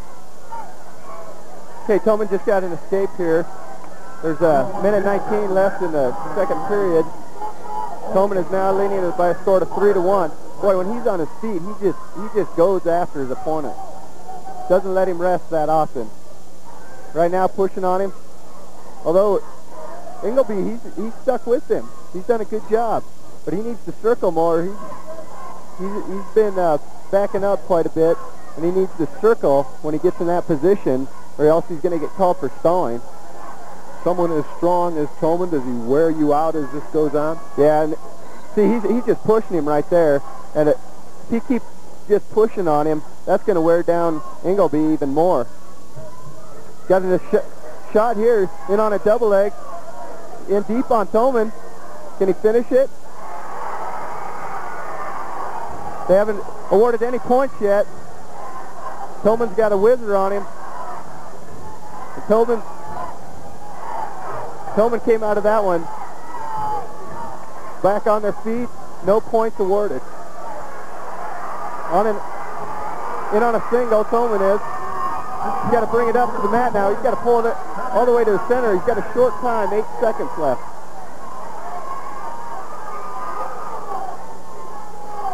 Not going to finish that one. That's the end of the second period. We have a score of 3-1. Okay, we're going to take a look at mat 3 here, where Reese Andy is stationed. Brady Olson of Rollins High School against Jason Park of Glen Rock. What's going on, Reese? Well, these two styles of both these Park and Olson are clashing. They're 2-2 on the year against each other, and now I can understand why. It's 1-1, and each thing they do, they seem to counter, know each other very well. Neither looks like to have any advantage, but it's going to come down to, I think, is who can suck it up late in the third period. We got a minute left of regulation, and as Park or excuse me, Olson takes a shot. It was countered by Park. Right now, if I was Park, I'd be looking to try to come up, which he is, and gain control. He's looking for a 2-on-1 here.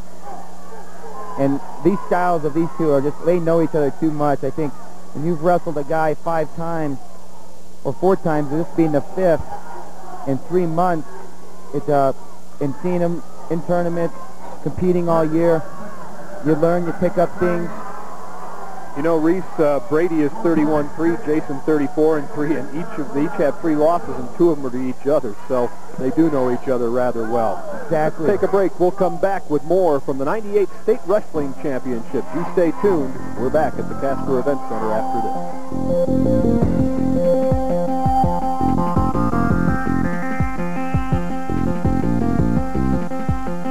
Here's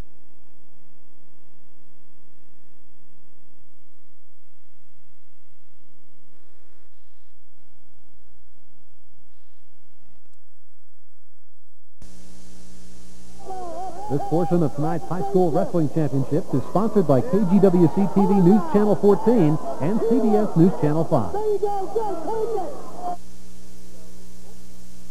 We are in overtime right now in the 3A match. Reese Andy standing by between Olson and Park. Yes, Olson and Park here. Like I said before, these two know each other so well, it's created an overtime match. They both look like they're conditioned well to go the distance for an overtime, even looking for a double overtime, a sudden death.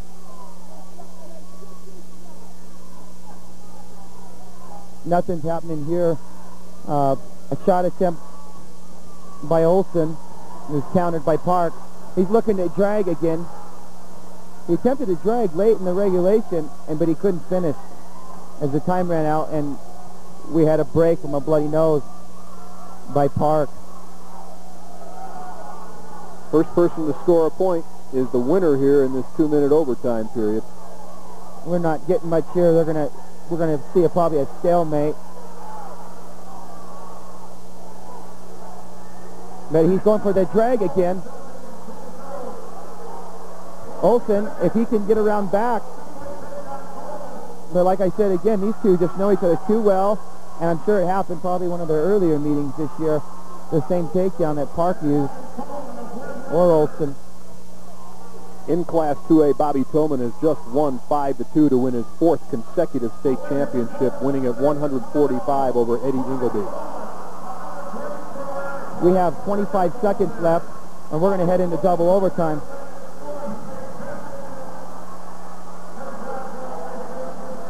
What a way to go out. There's 15 seconds left. Neither can drag. He can't get a shot off. He's holding on. And it looks like we're going to head into double overtime with Park and Olson.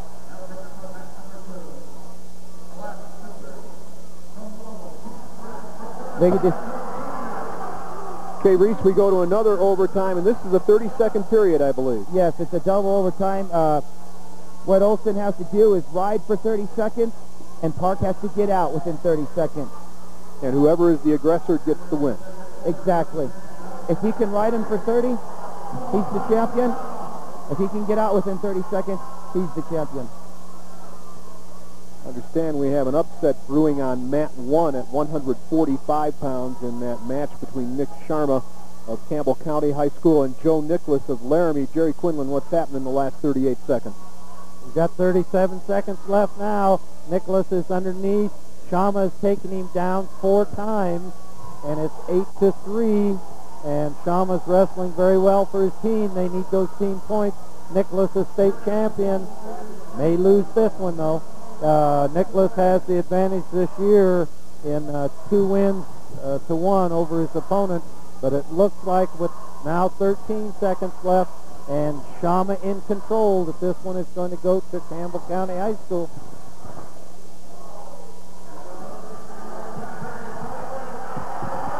That's it. We're going back to mat 3 for the 30-second overtime. Reese? Yep. We're 10 seconds into it.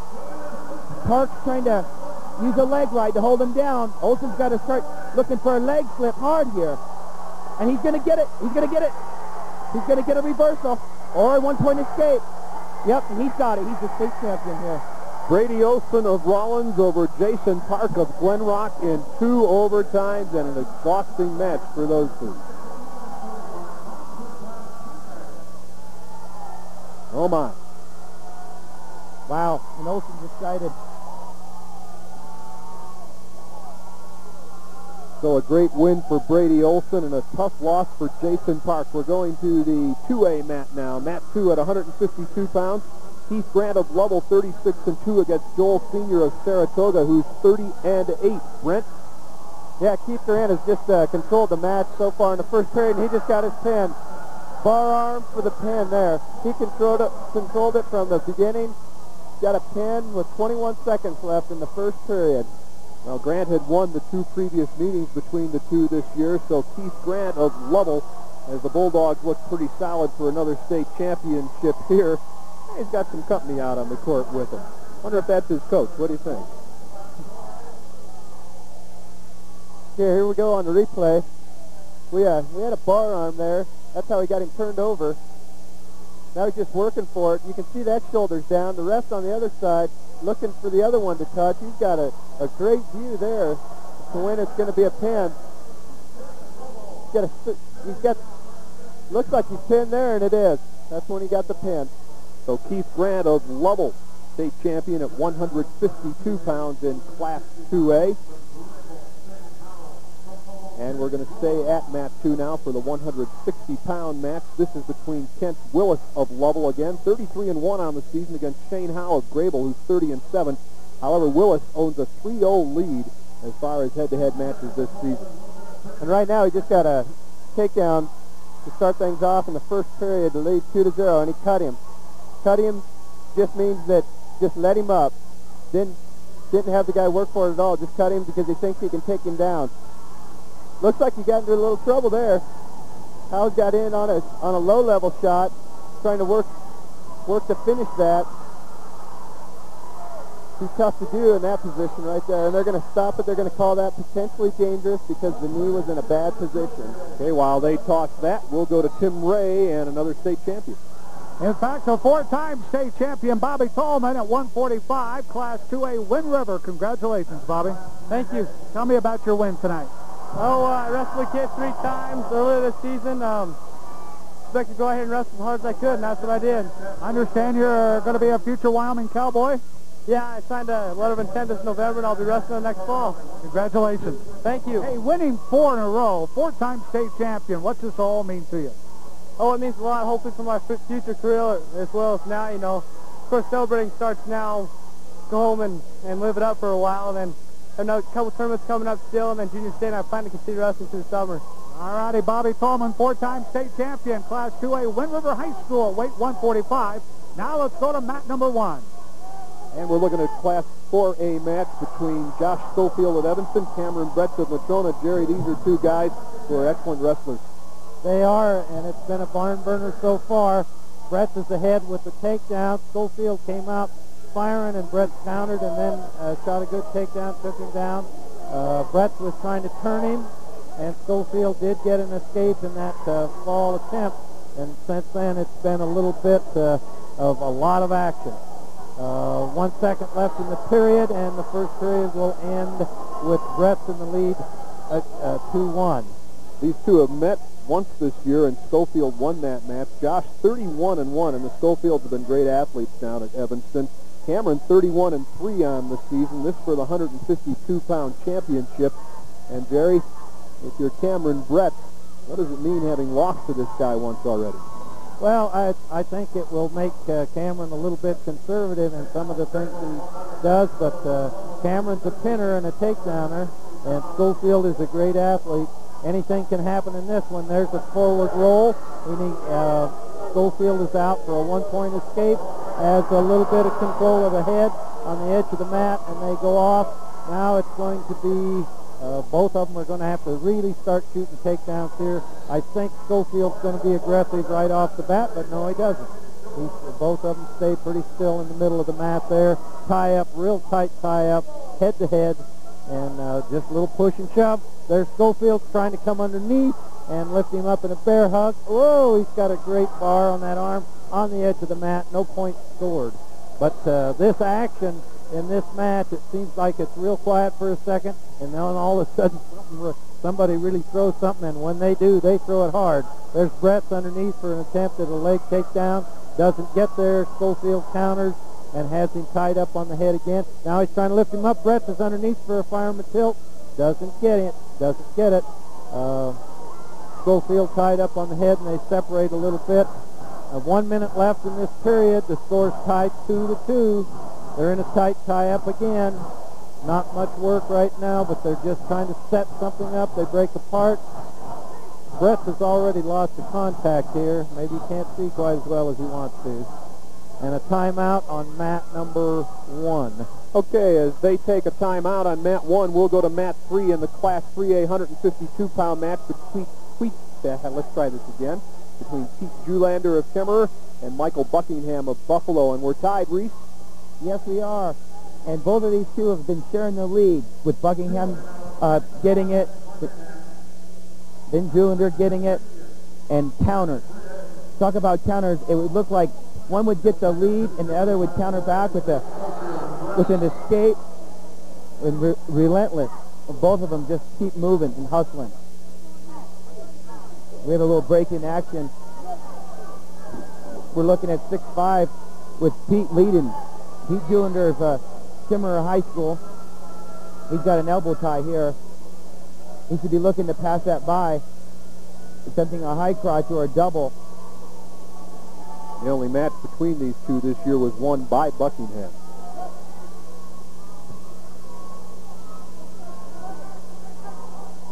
Julander here, and they both stand up to take a breather.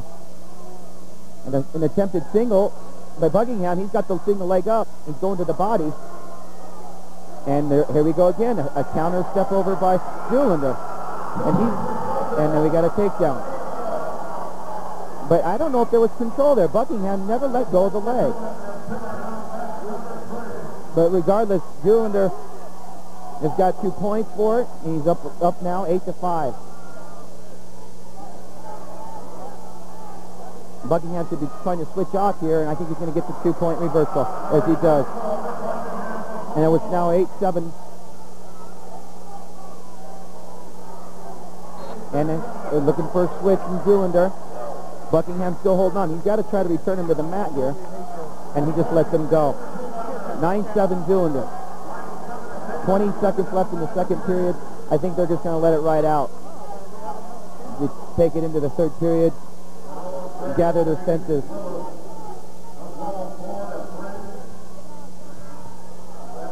A very high-scoring match. I could possibly see it being 12-11, 12-10. Okay, so Julander leading 9-7 at the end of 2. Let's go to mat number 2, where Kent Willis of Lovell and Shane Howe of Grable are going at it in the third period, and it's tied at 3-all. Brent Voorhees. Yeah, Jack, all the points here were scored in the first period, except for 1 point given to Willis here in about 30 seconds ago in the period to make it tied 3-3. Willis rode Howe the whole entire second period. 45 seconds left. Somebody's got to make something happen. And it doesn't look like they're going to do it from that position. They need to clear out, and that was a good single leg. Now he's got to bring him down to the mat to get 2, and he does. So that'll be 2 points. Take a 5-3 lead with 26 seconds left. He's got to ride tough here. If you're Howe, you've got to go crazy. You've got to do anything you can to get out, get 2, or get a reversal to tie it up. 15 left.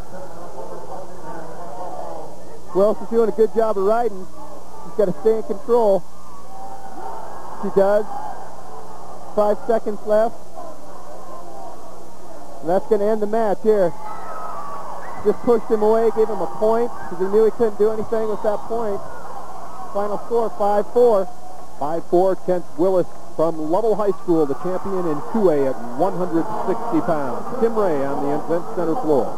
Well, congratulations to Brody Olson, the state champion at 140 pounds from Rollins High School. In fact, you talk about a guy putting in some overtime, 8.5 minutes of overtime tonight. Yeah, it was pretty tough, but it's all worth it. Man, I mean to tell you guys are fairly evenly matched. Had you guys faced one another earlier this year? Yeah, I faced him 4 times, and he's beat me the first 2 times, and I beat him the last 2 times, and including this time, I beat him 3rd time. Brody, last year you finished 4th. This year you're the state champion. What's it mean to you? It means a lot. It's great to be state champion. It's the best feeling I've ever felt. I love it. All right, congratulations. Thank you. If there was ever a hard-earned victory, it belongs to Brody Olson tonight, state champion at 145. Let's go to mat number 3.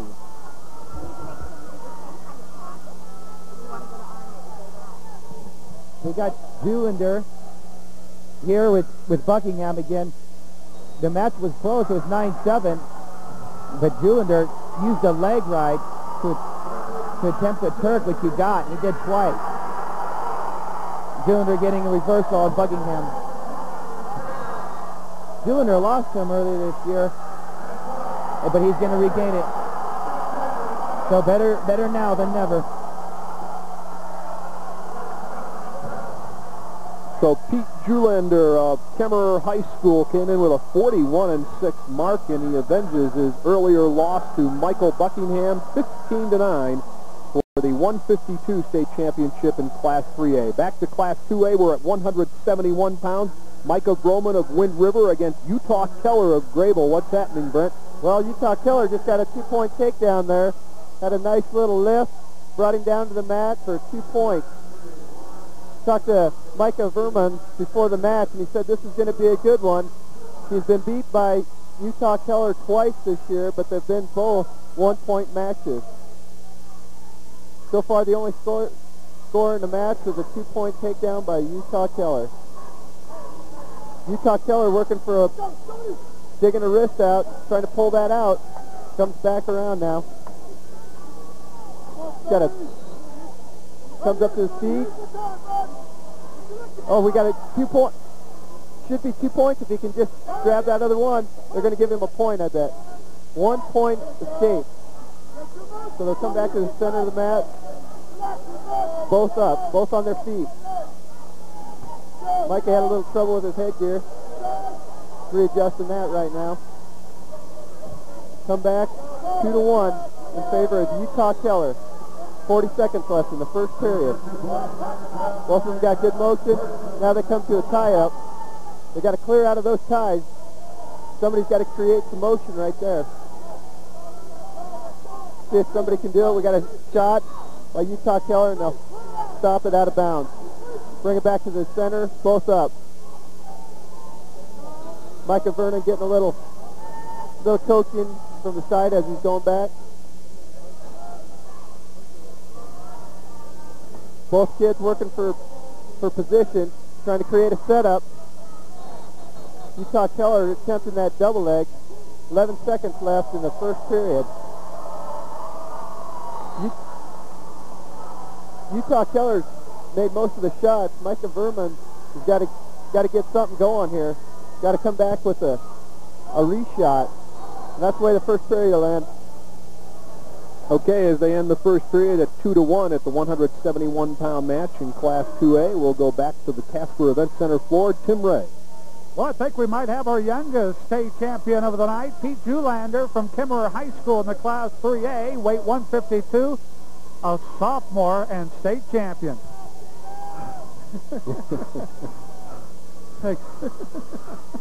Oh, so few words, but I know this means a lot to you. Yes, it does. Tell us about the match. I figured I'd go all out. He wins, and I did my best. But my best is good enough this time. Only a sophomore, you little fellow, you. I'll tell you what, I mean, you wrestled like a man tonight. Did you figure you had a good shot at this state title? Oh, yeah. I wanted it bad. I knew if I just worked hard enough, I could get it. All right, Pete, now the pressure's on. 2 more, huh? That's right. Pete Zoolander, only a sophomore, but yet a state champion at 152 for Kemmerer High School. Yeah, way to put the pressure on the guy when he can't even talk, huh? Here's his replay. You might have him look at his monitor there. Pete Zoolander very happy and obviously his win over Buckingham of Buffalo, took everything he could expend tonight, every ounce of energy, as he comes off the mat. 2A right now, and mat number 2, Brent Voorhees standing by. We're at 171 pounds. What's going on between Broman and Keller? Well, so far, the only points that were scored were in the first period, 2-1 in favor of Utah Keller. He's rode Micah Verman tough here in the second. Looks like Verman's headgear's falling a little low on his eyes. He'll adjust that as they go back to the center. Utah Keller's been putting the pressure on awful tough on the top here. Okay, while they're readjusting, we're going to go to mat 1 and Jerry Quinlan standing by at the beginning of the second period. At 160 pounds, Colby Birch of Natrona against Todd Meredith of Riverton. Jer? Okay, Colby got a takedown in the first period and has a 2-0 lead. To start the second period, Colby's wrestling with a very badly injured knee, but he's done very well in the first couple of matches. While you were gone, the match between Bretz and Schofield was completed. Schofield dominated that in the end with a lot of upper body moves and won it 9-2. Birch is on top right now trying to ride him out, and it looks like Meredith comes out from underneath with a 1-point escape. They're both back on their feet now, and Meredith trying to shoot underneath. Birch countering a little bit on the edge of the mat, and they'll come back to the middle here. Birch has beaten Meredith twice this year, and so if Meredith could come through here, it would be somewhat of an upset. Birch is in on a tough low single, picks it up high, trying to elevate it, trying to control it between his legs. It does a back heel and takes him right to his back, and there's the 2-point control for the takedown, and so Birch now goes ahead 4-1 with 1 minute left in the second period. Colby a senior, Meredith a junior. Colby's dad was a state champion from Gillette a few years back and is now the ag teacher at Casper College. Got him broken down flat, working in pretty good right now, trying to control an arm bar and work for a far half. Meredith coming up a little bit with the hip, going to stand up, almost locked hands there. The referee thought he saw something but didn't quite call it. Birch has picked up the leg again. Meredith stood and turned in. Birch has control of the leg. It'll be interesting to see this call at the end of the period here. Oh, Birch back heels him right almost to his back into a spinning position, has the control of it with just 1 second left in the second period, and Birch goes into the third period with a 4-1 lead. Okay, as they get ready for period number 3, we'll take a timeout. The 1998 Wyoming State High School Wrestling Championships will continue from the Casper Event Center.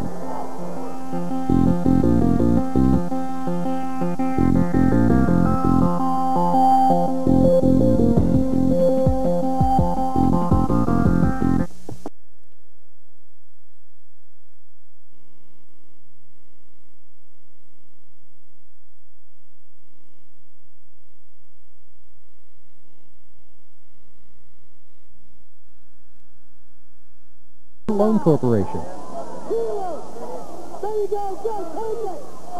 Well, we're back now. We're in overtime on mat 3. Mark Dasher of Mountain View, Sonny Newmeyer of Glen Rock. Reese, this is another biggie. It's real big. Sonny Newmeyer is just barely holding on. He's got a great effort, though. He's wrestling right now on a fractured ankle. And as you can tell, that the Mountain View wrestler, Dasher, has just been taking all the shots, and Newmeyer's just trying to counter. He's just hanging on. These two did not meet each other during the regular season. Dasher came in 27-10, Newmeyer 18-8, and we're in overtime. And an attempted shot by Newmeyer. If he can get around, he'll win, and it's over. Sonny Newmeyer of Glen Rock with a big victory, fractured ankle and all, in overtime over Mark Dasher of Mountain View. Well, that's got to feel sweet, Reese. Yes, it does. And we've had a couple overtimes on this match. And a happy Sonny Newmeyer as he wins in overtime. Let's go back to mat 1. where right now Colby Birch appears to be pretty much in control of his match in Class 4A at 160 pounds. Jerry? That's 32 seconds left. Match was interrupted a little bit there by bloody nose. They're back live action now with Birch on top at the 160-pound weight, and he's dominating, riding pretty tough right now. He can afford to let him go for one, which he does. Okay, we've got Meredith with an escape there, 1 point, and the score is now 8-3 with 10 seconds left. Doesn't look like there could be much change in this one. Birch is in on a single, picks it up. Jerry, as we get ready, you do that one. We're going to go, first of all, this is a replay of match 2A. I'm sorry to interrupt you here, and this is the match between, I believe, Mike Luther of Hewlett and Greg Gloat of Upton. And Luther, I believe, well, let's see what we got here. This one ended quickly. Now this is still number, no, it was actually back one. I'm sorry. It's Utah Keller against Micah Groman, and Keller of Grable, the winner. That was at 171 pounds, and a replay of the final moments of Utah Keller's victory as he wins the state championship at 171. Now we'll stay at match 2 in Class 2A, and we'll go to that 189-pound match. Mike Luther of Hewlett, 24-4 against Greg Gloat of Upton, 30-4 on the season. Luther won the only match between the two. These are two guys who should know each other, though. They're both from the same part of the state, Brent. Right, Jack. Got a 2-1 score here. 1:13 left in the first period. These guys are battling hard. Stop the mat on the edge there, or match on the edge. Bring them back and both up. Boy, suddenly we've got to the big guys. 189 pounds here. These guys are big. You didn't wrestle 189, Gordy? Well, I could now, but not when I... Well said. Right now, Hewlett's got an underhook. Little tap on the head there. Got to get some motion. Staying away from each other right now. Back in a hard head tie now. Ordinarily, you got to clear out of those hard head ties to get a shot going, not unless you're going to throw. And right there, head to head like that, there's not going to be many points scored. Somebody's got to clear out. Both of them working there. Little break there. Nice snap. Nice snap by Mike Luther there as they go out of bounds. So Luther ahead 2-1 with 16 seconds to go in the first. Somebody should. There's 11 seconds left in the period. Somebody needs to set up a good shot to finish the first period out. It doesn't look like neither one of them are going to take that. Well, could be wrong. A little bit of a throw attempt there, but no point. Okay, period number 1 over, and let's go to Tim Ray, standing down on the floor at the Casper Event Center with a Class 3A state champion. Tim? In fact, state champion at 160 pounds, Mark Dasher. Mark, congratulations. Thanks a lot. Oh, let's talk about this thing. How'd it go for you? The kid was really strong when I tied up with him, and he's really good on his feet, and luckily that's where I'm really strong at. So it was just a grudge match all the way through, and I took him down at first, and he got 2 escapes. Here you are on instant replay, a little slow-mo. Tell us about it. Just the kid took a shot, and I sprawled out, and he grabbed my leg right there at the end, and I cross-faced him and just spun around and got the takedown and in overtime to win it, and he's a really tough kid. Mark Dasher, state champion in the Class 3A at 160 pounds for Mountain View High School. Congratulations, Mark. Thanks a lot.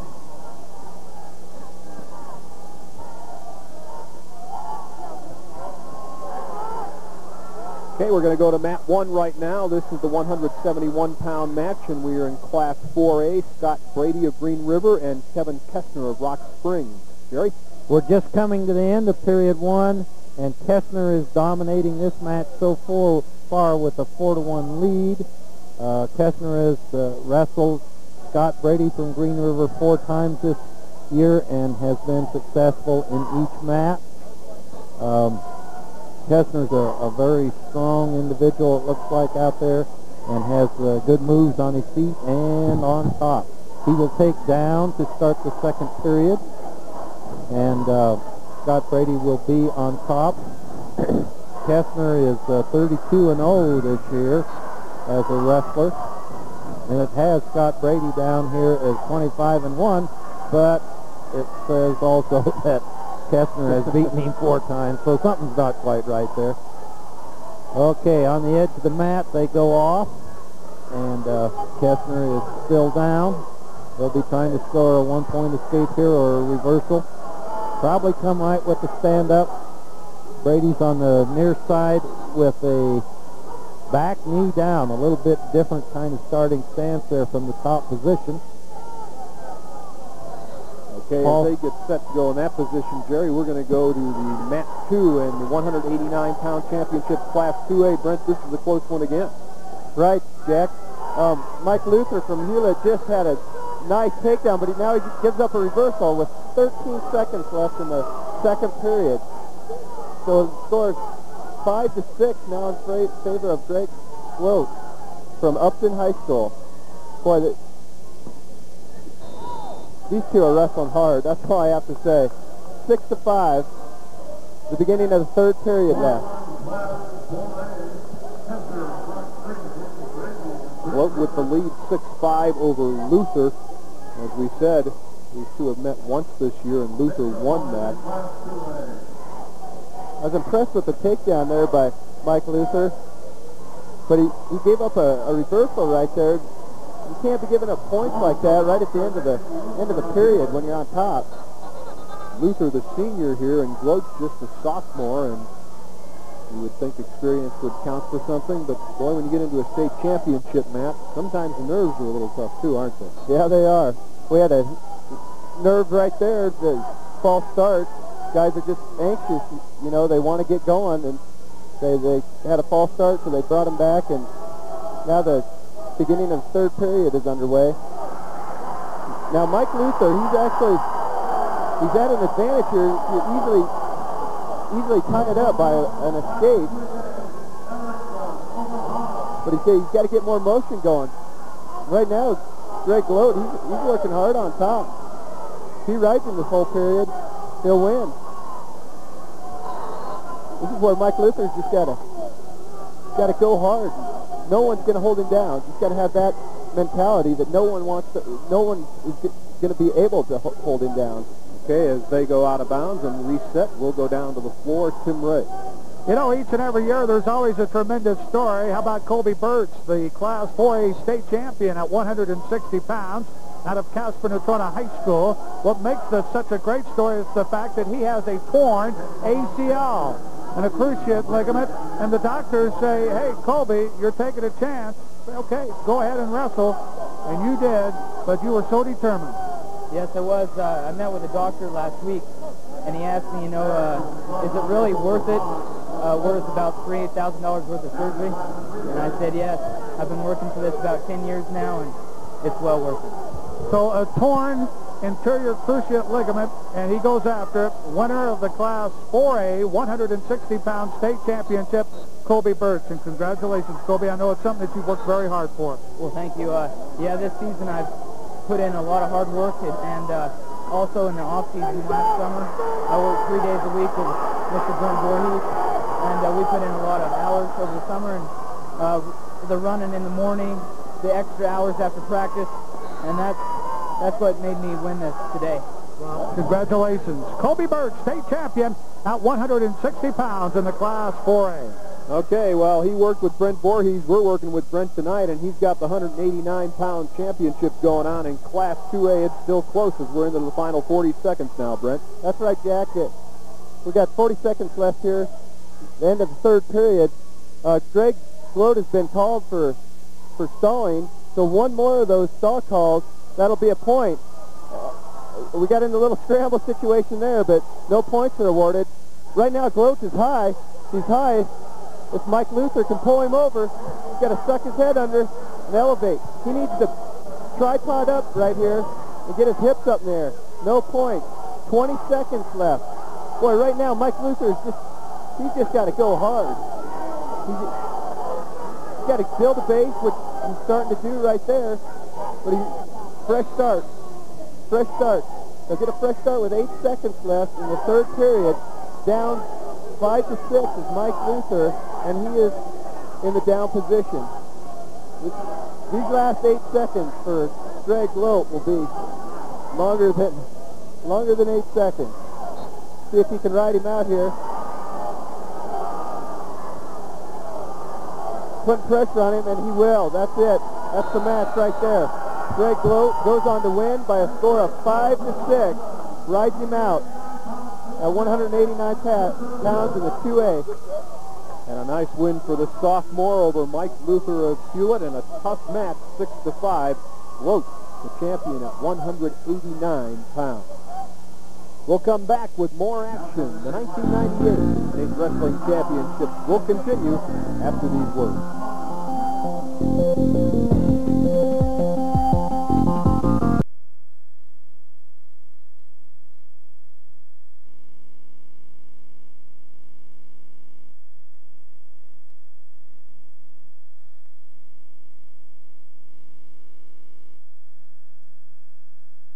Activities Association. Welcome back to the Casper Event Center. We're going to look at the 171-pound championship, Class 3A. Aaron Erickson of Star Valley against Josh Hodge of Glen Rock. Reese Andy is our commentator. We have a great match here going on. This is a rematch earlier that took place. Hodge beating Erickson 10-2, and so we're going to see an upset. Erickson here has countered 2 throws tonight from Hodge. An earlier one, a lateral toss that Hodge attempted, Erickson countered, and he tried another one. He needed a throw, he went for it, and now you can see the defeat on his face of Hodge, excuse me. So Erickson up 8-4 after losing 10-2 in the regular season to Hodge, and looks like he has it in control.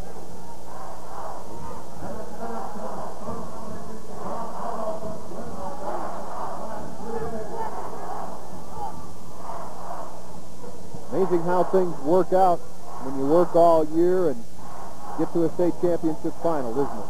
Yes, it is. Hodge had 27 pins on the year, but Erickson knew that most of them come because Hodge likes to throw. And tonight he was aware of it, stood away from tying up, and countered 2 throws by Hodge. He's got about 10 seconds and he'll be a state champion.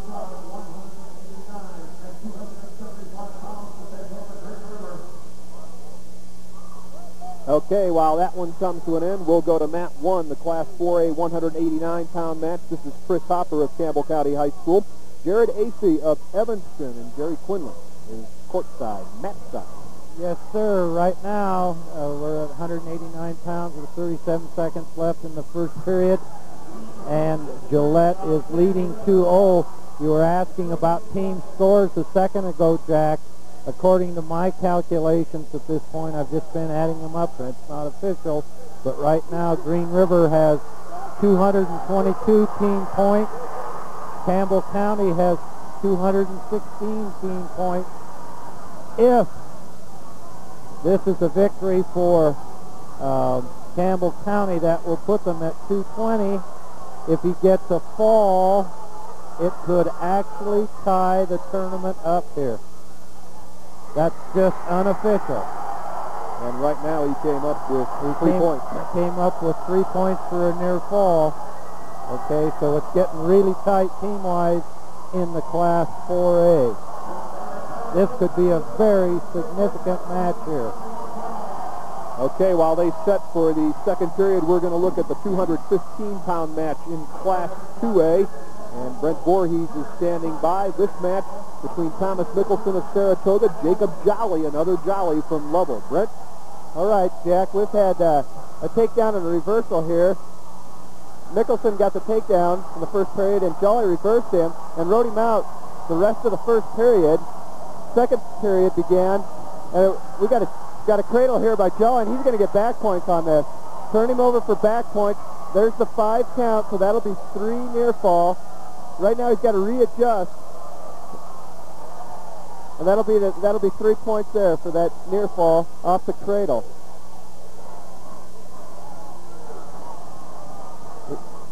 Got a Peterson here. Peterson hooked up by Mickelson, but that worked against him. Jolly's going to get more back points. That's a pin there. That looks pretty tight. Mickelson hanging on for his life here.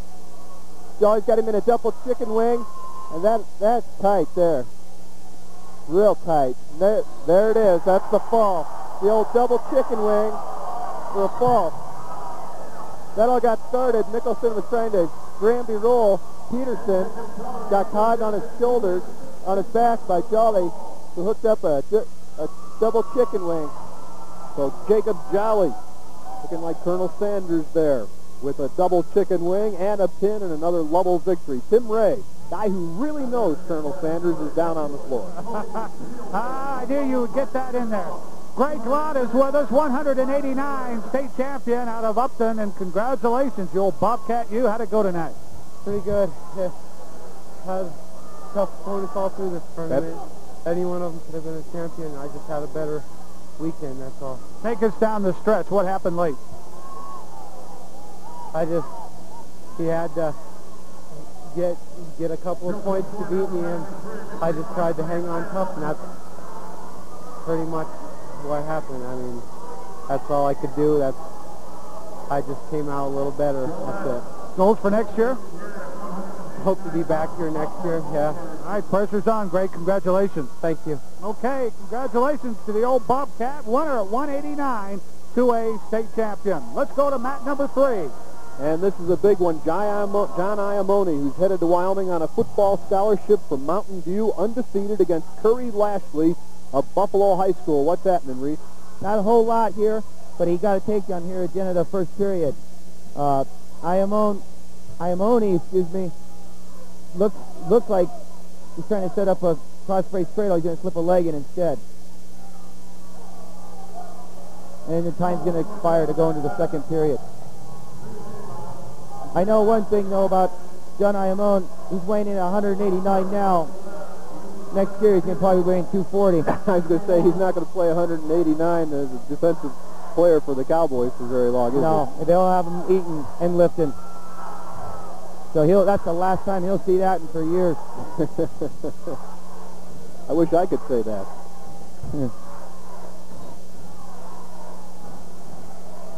As he's doing a chop tilt, Lashley's not trying to do much to come out. He needs to get hand control. I think we're going to go to the 1A match, or the 4A match on mat number 1. We've just had the pin, Jerry Quinlan, that Gillette really needed, I believe. How about that? According to my calculations, and again, this isn't finished or official, Gillette and Green River both now have...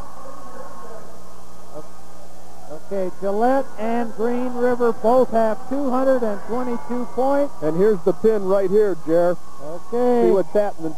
A big cradle has him on his back, and Hopper, I believe, has tied this up team-wise. Gillette has one more wrestler left at the heavyweight weight class, and Green River has none. So Gillette is set. If music could come through with a big victory here for Campbell County, they could win the tournament. Well, congratulations to Chris Hopper at 189. Tell us about your match tonight. He came out harder than he did at Riverton. I expected state tournament, everybody comes out hard. He's a good kid. I'm glad I got to meet him in the finals. I had fun tonight. You know, I think a lot of it, when it comes down to determination, I mean, you got to be self-confident. You were that way this morning. You had a sense that this would go your way tonight. I got whooped last year in the finals. I got beat 14-2, and it hurt. And I went home and I thought about that, and I've lived that match every night of my life. I didn't go to sleep without thinking about that one, and I never will. But this state title will help a little bit. Okay, I'm going to take you over here to the monitor. We've got the replay coming up there right here, Chris, and I'm going to have you talk about this in just a moment. And first of all, your win tonight might have really helped Gillette High School. Talking with your head coach, you were about 6 points down going into the late round, so your win tonight might have really helped. Well, we're 6 points behind, and the coach came up to me and Corey Music, he's our heavyweight, and said we need it. and it kind of puts a lot of pressure on your shoulders, and sometimes you wonder if you can live up to it, but tonight I have, and it feels really good. Okay, all right, let's...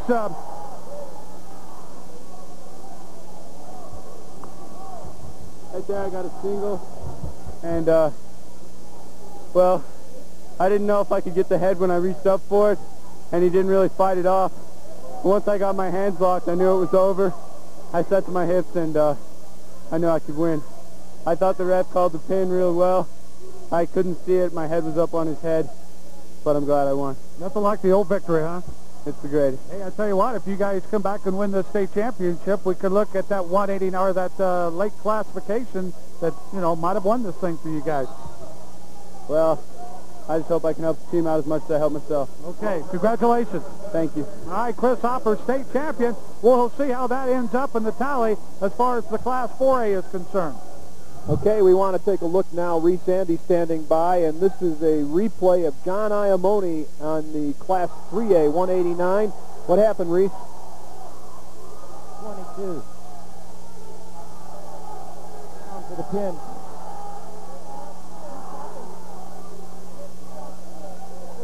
And Iamone headed to the University of Wyoming on a football scholarship, as we said at the outset, against Curry Lashley of Buffalo, winning by the fall to win the 189-pound championship. He's got him in a perilous position right here, Reese. Yeah, he does. And as you can see, the ref's looking. He's going to look over to the other ref and get confirmation. I think he's going to accept that as he gets the pin.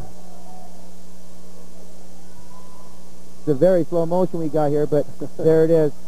Especially slow motion if you happen to be the guy on the bottom. Time standing still right there.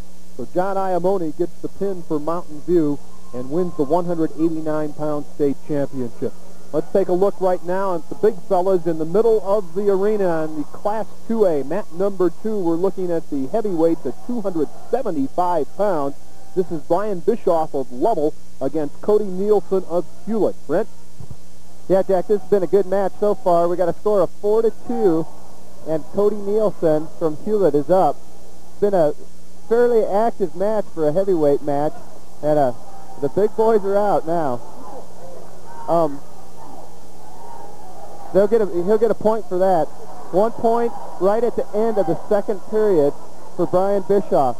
That'll be big. That's a big point right there at the end of the period. Bischoff will choose down to start the third period, and he is down 4-3. He'll need an escape here. Okay, as we get ready for the second or third period there, let's go to Tim Ray with a future Wyoming Cowboy football player.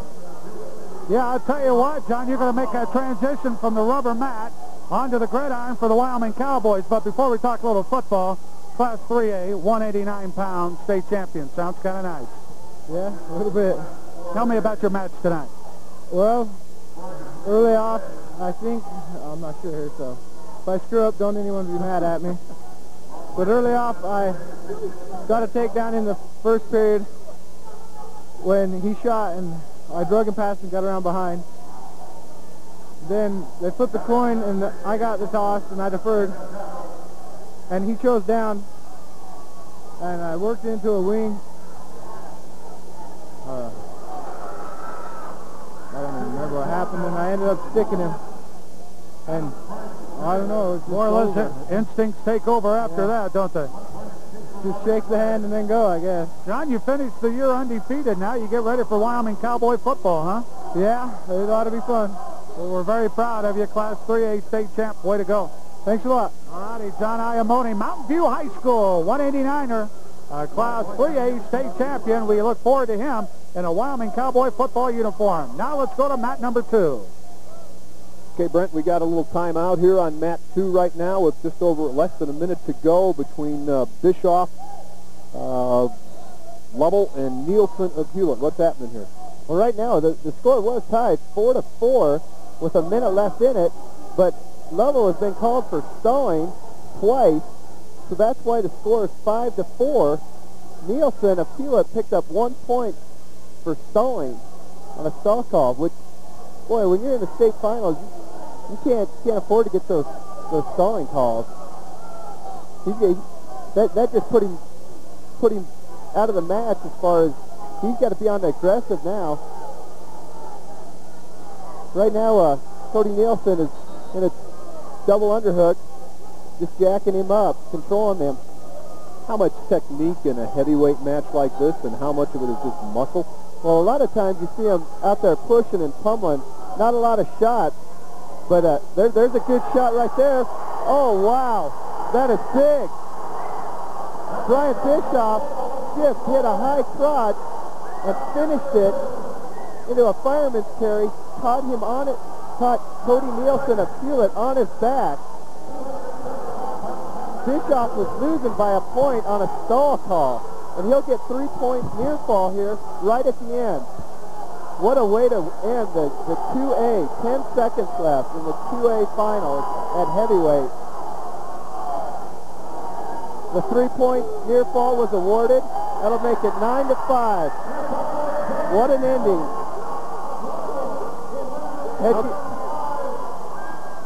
Okay, we're going to go to Reese Andy now. He's 215 pounds. This is Matt Delgado of Jackson Hole, Jonathan Rosas of Kemmerer. What's happening on mat 3?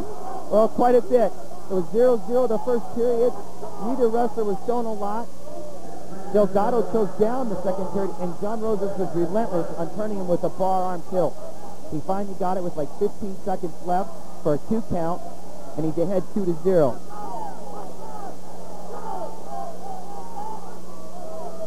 As Delgado lets Rosas away, John's got a 2-point lead. These two have met 3 times this year. All 3 have gone into overtime, 2 into double overtime. But I don't know if we're going to see that tonight. Rosas has got a 3-0 lead. They're going to need to see a lot from Delgado.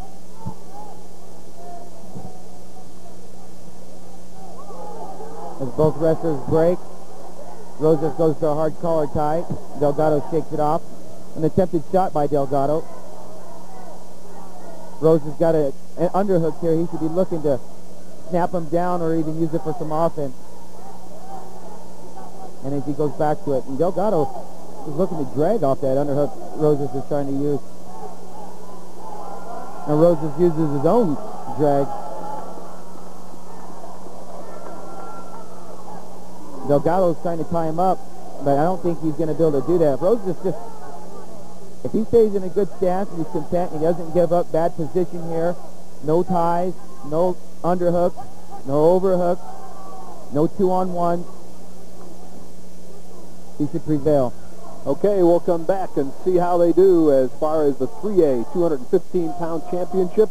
When we return, you're watching the 1998 State High School Wrestling Championship from the Casper Event Center.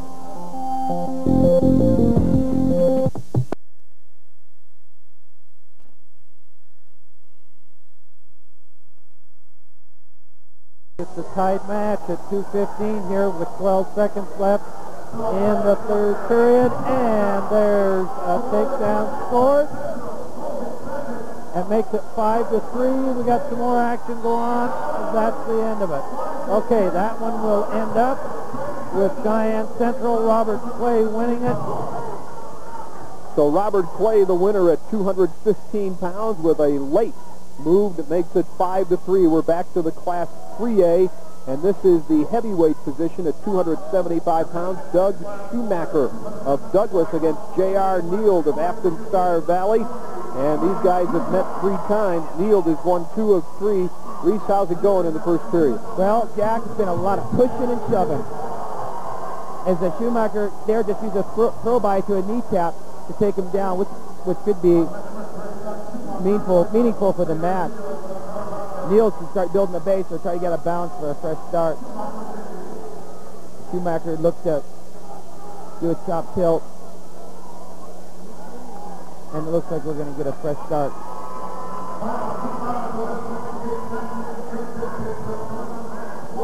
Neild should just get out of bounds, either tuck and roll or scoot.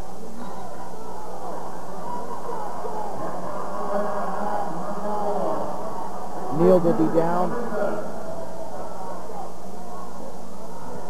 Schumacher is going to be on top. Schumacher with the chop tilt.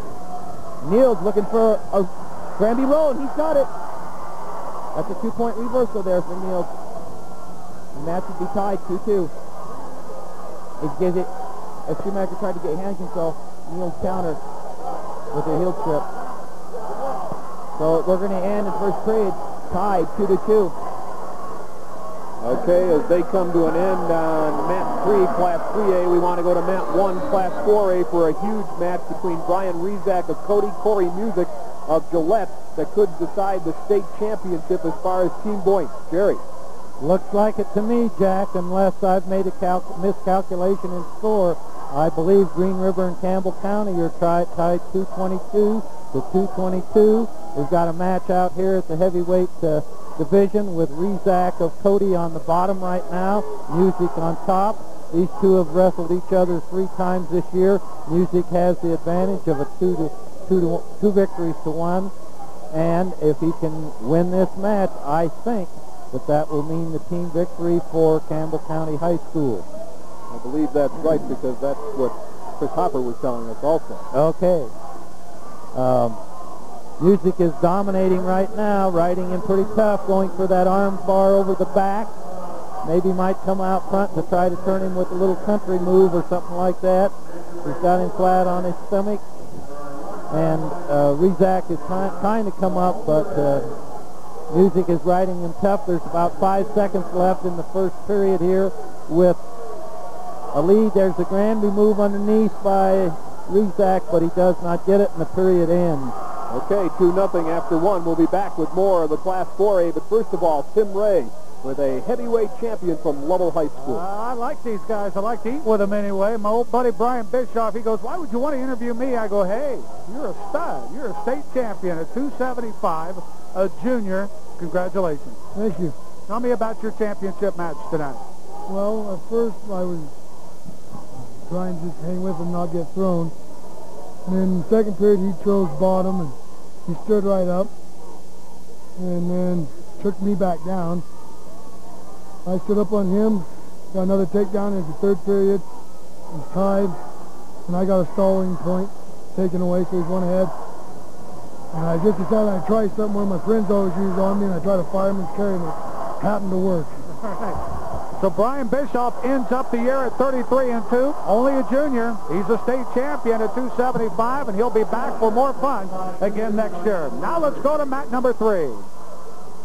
Okay, Reese Andy, what's going on in this last match in Class 3A? Well, Neal took a diving attempt for a double, and Schumacher just sprawled with all that weight to spin around to get a 2-point takedown. So he's gaining the lead now, 5-2. But it looks like Schumacher's got a bloody lip or... Okay, back to mat 1 where we're in the Class 4A state championship. This decides everything. This between Brian Rizak of Cody, Corey Music of Campbell County. What's happening, Jerry? Okay, we've started the second period, and Music is still ahead and on top, trying to turn Rizak over, working on a little leg pry right there and an arm bar. Has him broken down pretty good. Seems to be pretty much in control of the match. Breaks him down again to a flat position, trying to get in there somewhere to stick something in for a fall. He could jump over to that far side and go for a half right now.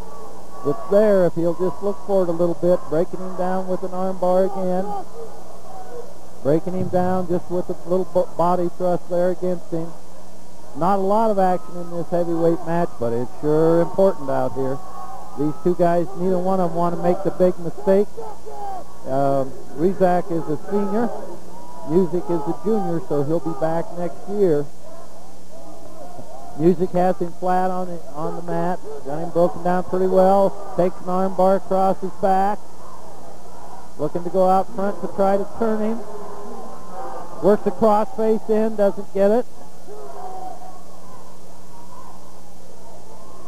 Rizak can't come up out off the mat. He's broken down pretty flat. We've got 30 seconds left in this period. It's still close. Anything could happen with just a 2-0 lead. It's very, very close yet. Rizak trying to work up a little bit, but Music keeping him flat. Music doesn't want anything to go wrong in this match. Okay, the referee has stopped the match. He has warned Music for stalling. The referees look at each other a little bit and question that. I guess they're in agreement about it. I'm sure that the Gillette coach doesn't agree at this point. Okay, to start the period again, 14 seconds left, and Rezak's on the bottom. He tries to sit out. Music's trying to suck him back towards his back. He doesn't get it. There's the Granby move underneath by Rezak. It doesn't look like he can take him over from here. And there's the end of the period with a 2-0 lead in favor of Music. Okay, we're coming to the end of period 3 on map 3, the final minute of the final match in Class 3A, Schumacher and Nield, and it's close, Reese Andy. Yes, it is, Jack. 2 counter attempts by Schumacher with great defensive short offense from down position, and Nield's attempt is right now he's got a bar.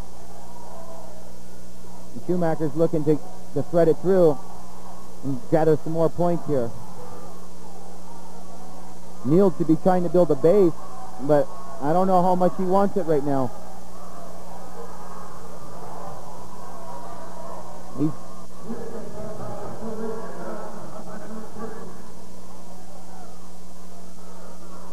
Okay, as that match comes to an end, Reese, we'll count on you to update us as it comes to an end. Let's go to Class 4A, Mat 1, for the final minute and 40 seconds. Jerry?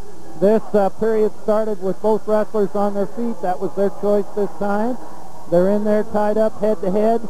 Music knows he can't make a mistake here. He tries for a little head and single there, does not get it. Out of bounds for the wrestlers. 1 minute, 26 seconds left in this period, which will be the end of the match.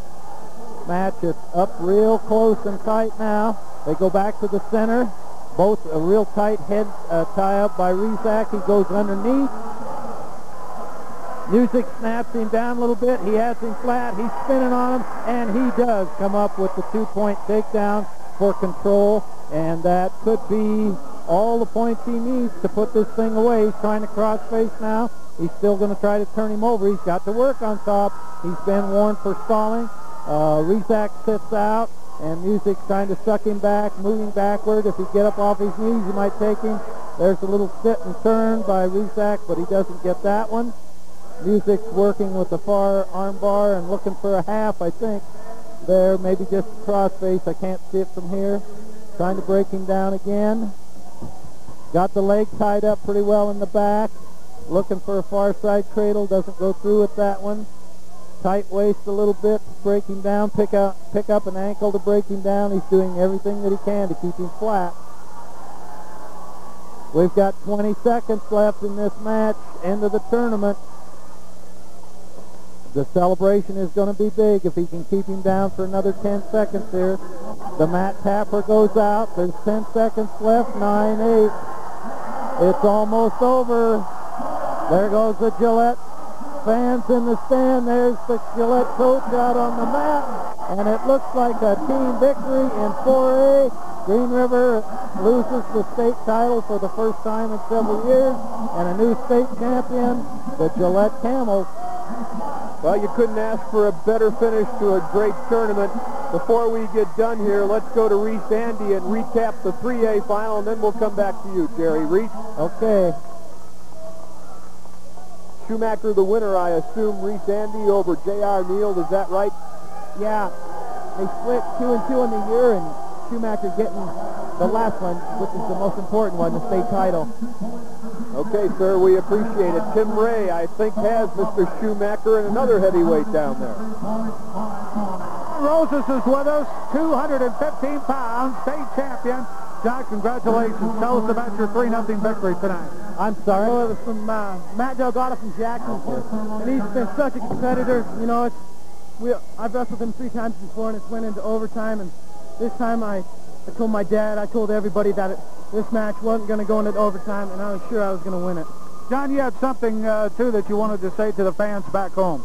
Yeah, people all on camera, you know, I'd just like to thank you guys, you know, all my fans, family. You guys are just all my supporters. You've just been there for me. Thanks. All right, congratulations, state champ. Thank you. Sounds kind of nice, doesn't it? We go from 215 to the big boy, 275-pounder Doug Schumacher out of Douglas High School, Class 3A state champ. And, Doug, congratulations. Thank you. Tell me about your match tonight. Well, this is a tough match. I've wrestled him one other time this year, and he beat me 2-1.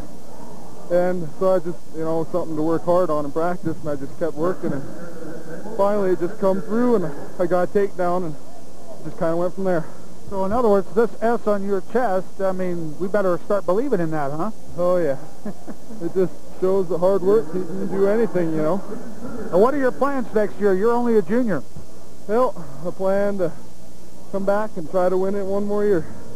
All right, Doug, hang on here. Doug Shoemaker, state champion, Class 3A from Douglas High School. We understand that Gillette High has just won the Class 4A. We'll see if we can get a couple of those guys with us right here. And we'll see if we can get Bill Peters over here. Bill Peters, the head coach from Campbell County High School. We'll see if we can get Bill over here.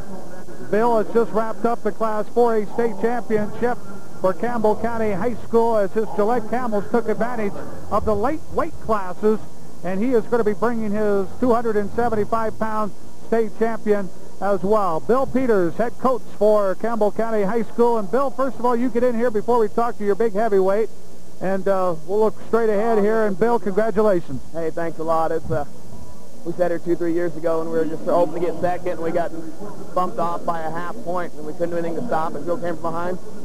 And it was a terrible feeling. This is the best feeling coming from so far down. You were 6 points down late in the late going, but it was some of your big guys that kind of brought everything to the forefront for you. We knew we had a good chance if we could put it into their hands, and they came through in spades. Tell us about your heavyweight here. Well, he's just a junior. Excellent football player, great athlete, good student. Had a heck of a performance. That boy pinned us earlier this year in 35 seconds. Since then, we reversed the tide, and he didn't pressure up, and that's pretty good for a younger kid to do, and I'm really proud of him. Introduce him to us. Thanks. All right. Let's bring him on. This is Corey Music, our heavyweight. Corey, let's get a nice look at you here. Tell us about your championship match tonight. Felt great, I just went out there, wrestled what I normally do, and it worked.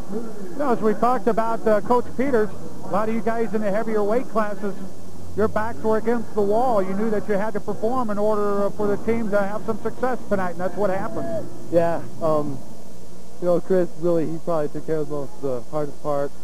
I just kind of finished it up for the team. No icing on the cake, in other words, huh? Yeah. Any words of wisdom or some thanks back to Campbell County fans? Thanks for supporting us, and that's all I can think of. Well, we'll let you get on top of that award stand. Congratulations. Thanks. All right, again, we do understand that Gillette has won the Class 4A and Lovell has won the Class 2A, and we'll have some tallies for you as far as the Class 3A. All the results and more interviews coming up as the State High School Wrestling Championships continue live from the Casper Event Center. We're back with more right after this.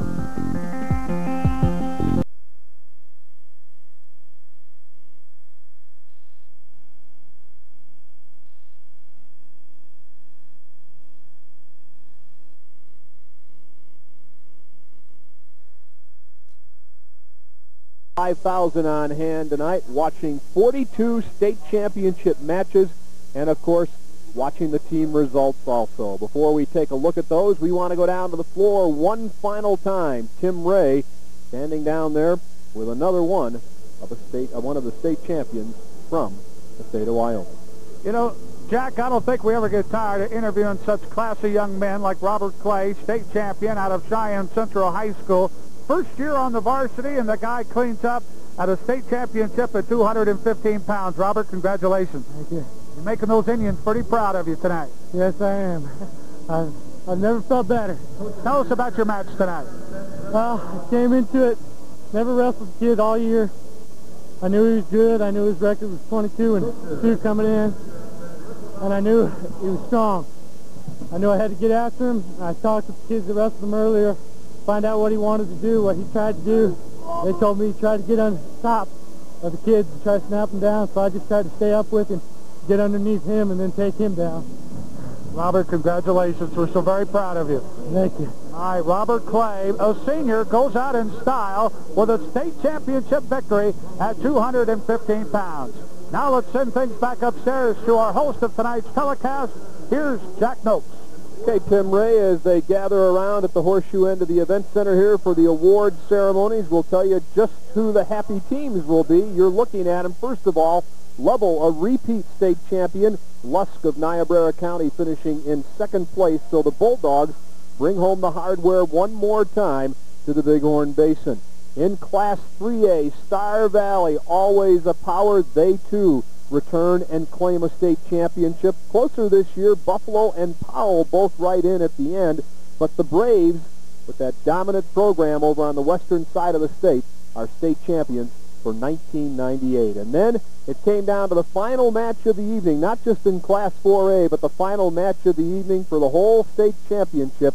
And Gillette gets a win from its super heavyweight, Corey Music, to edge Green River by 4 points and take the state championship up to the Gem City. That's going to do it for us tonight. We appreciate you joining us for state championship action from the Casper Event Center.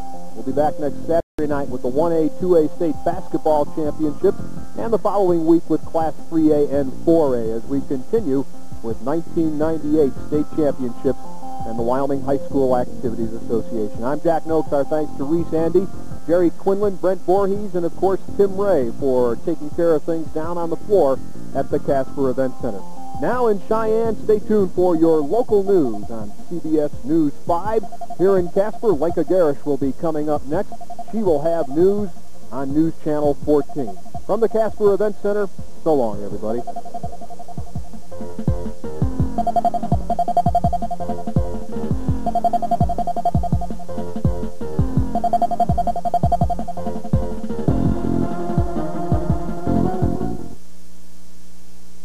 Thanks, Jack. Here's what's happening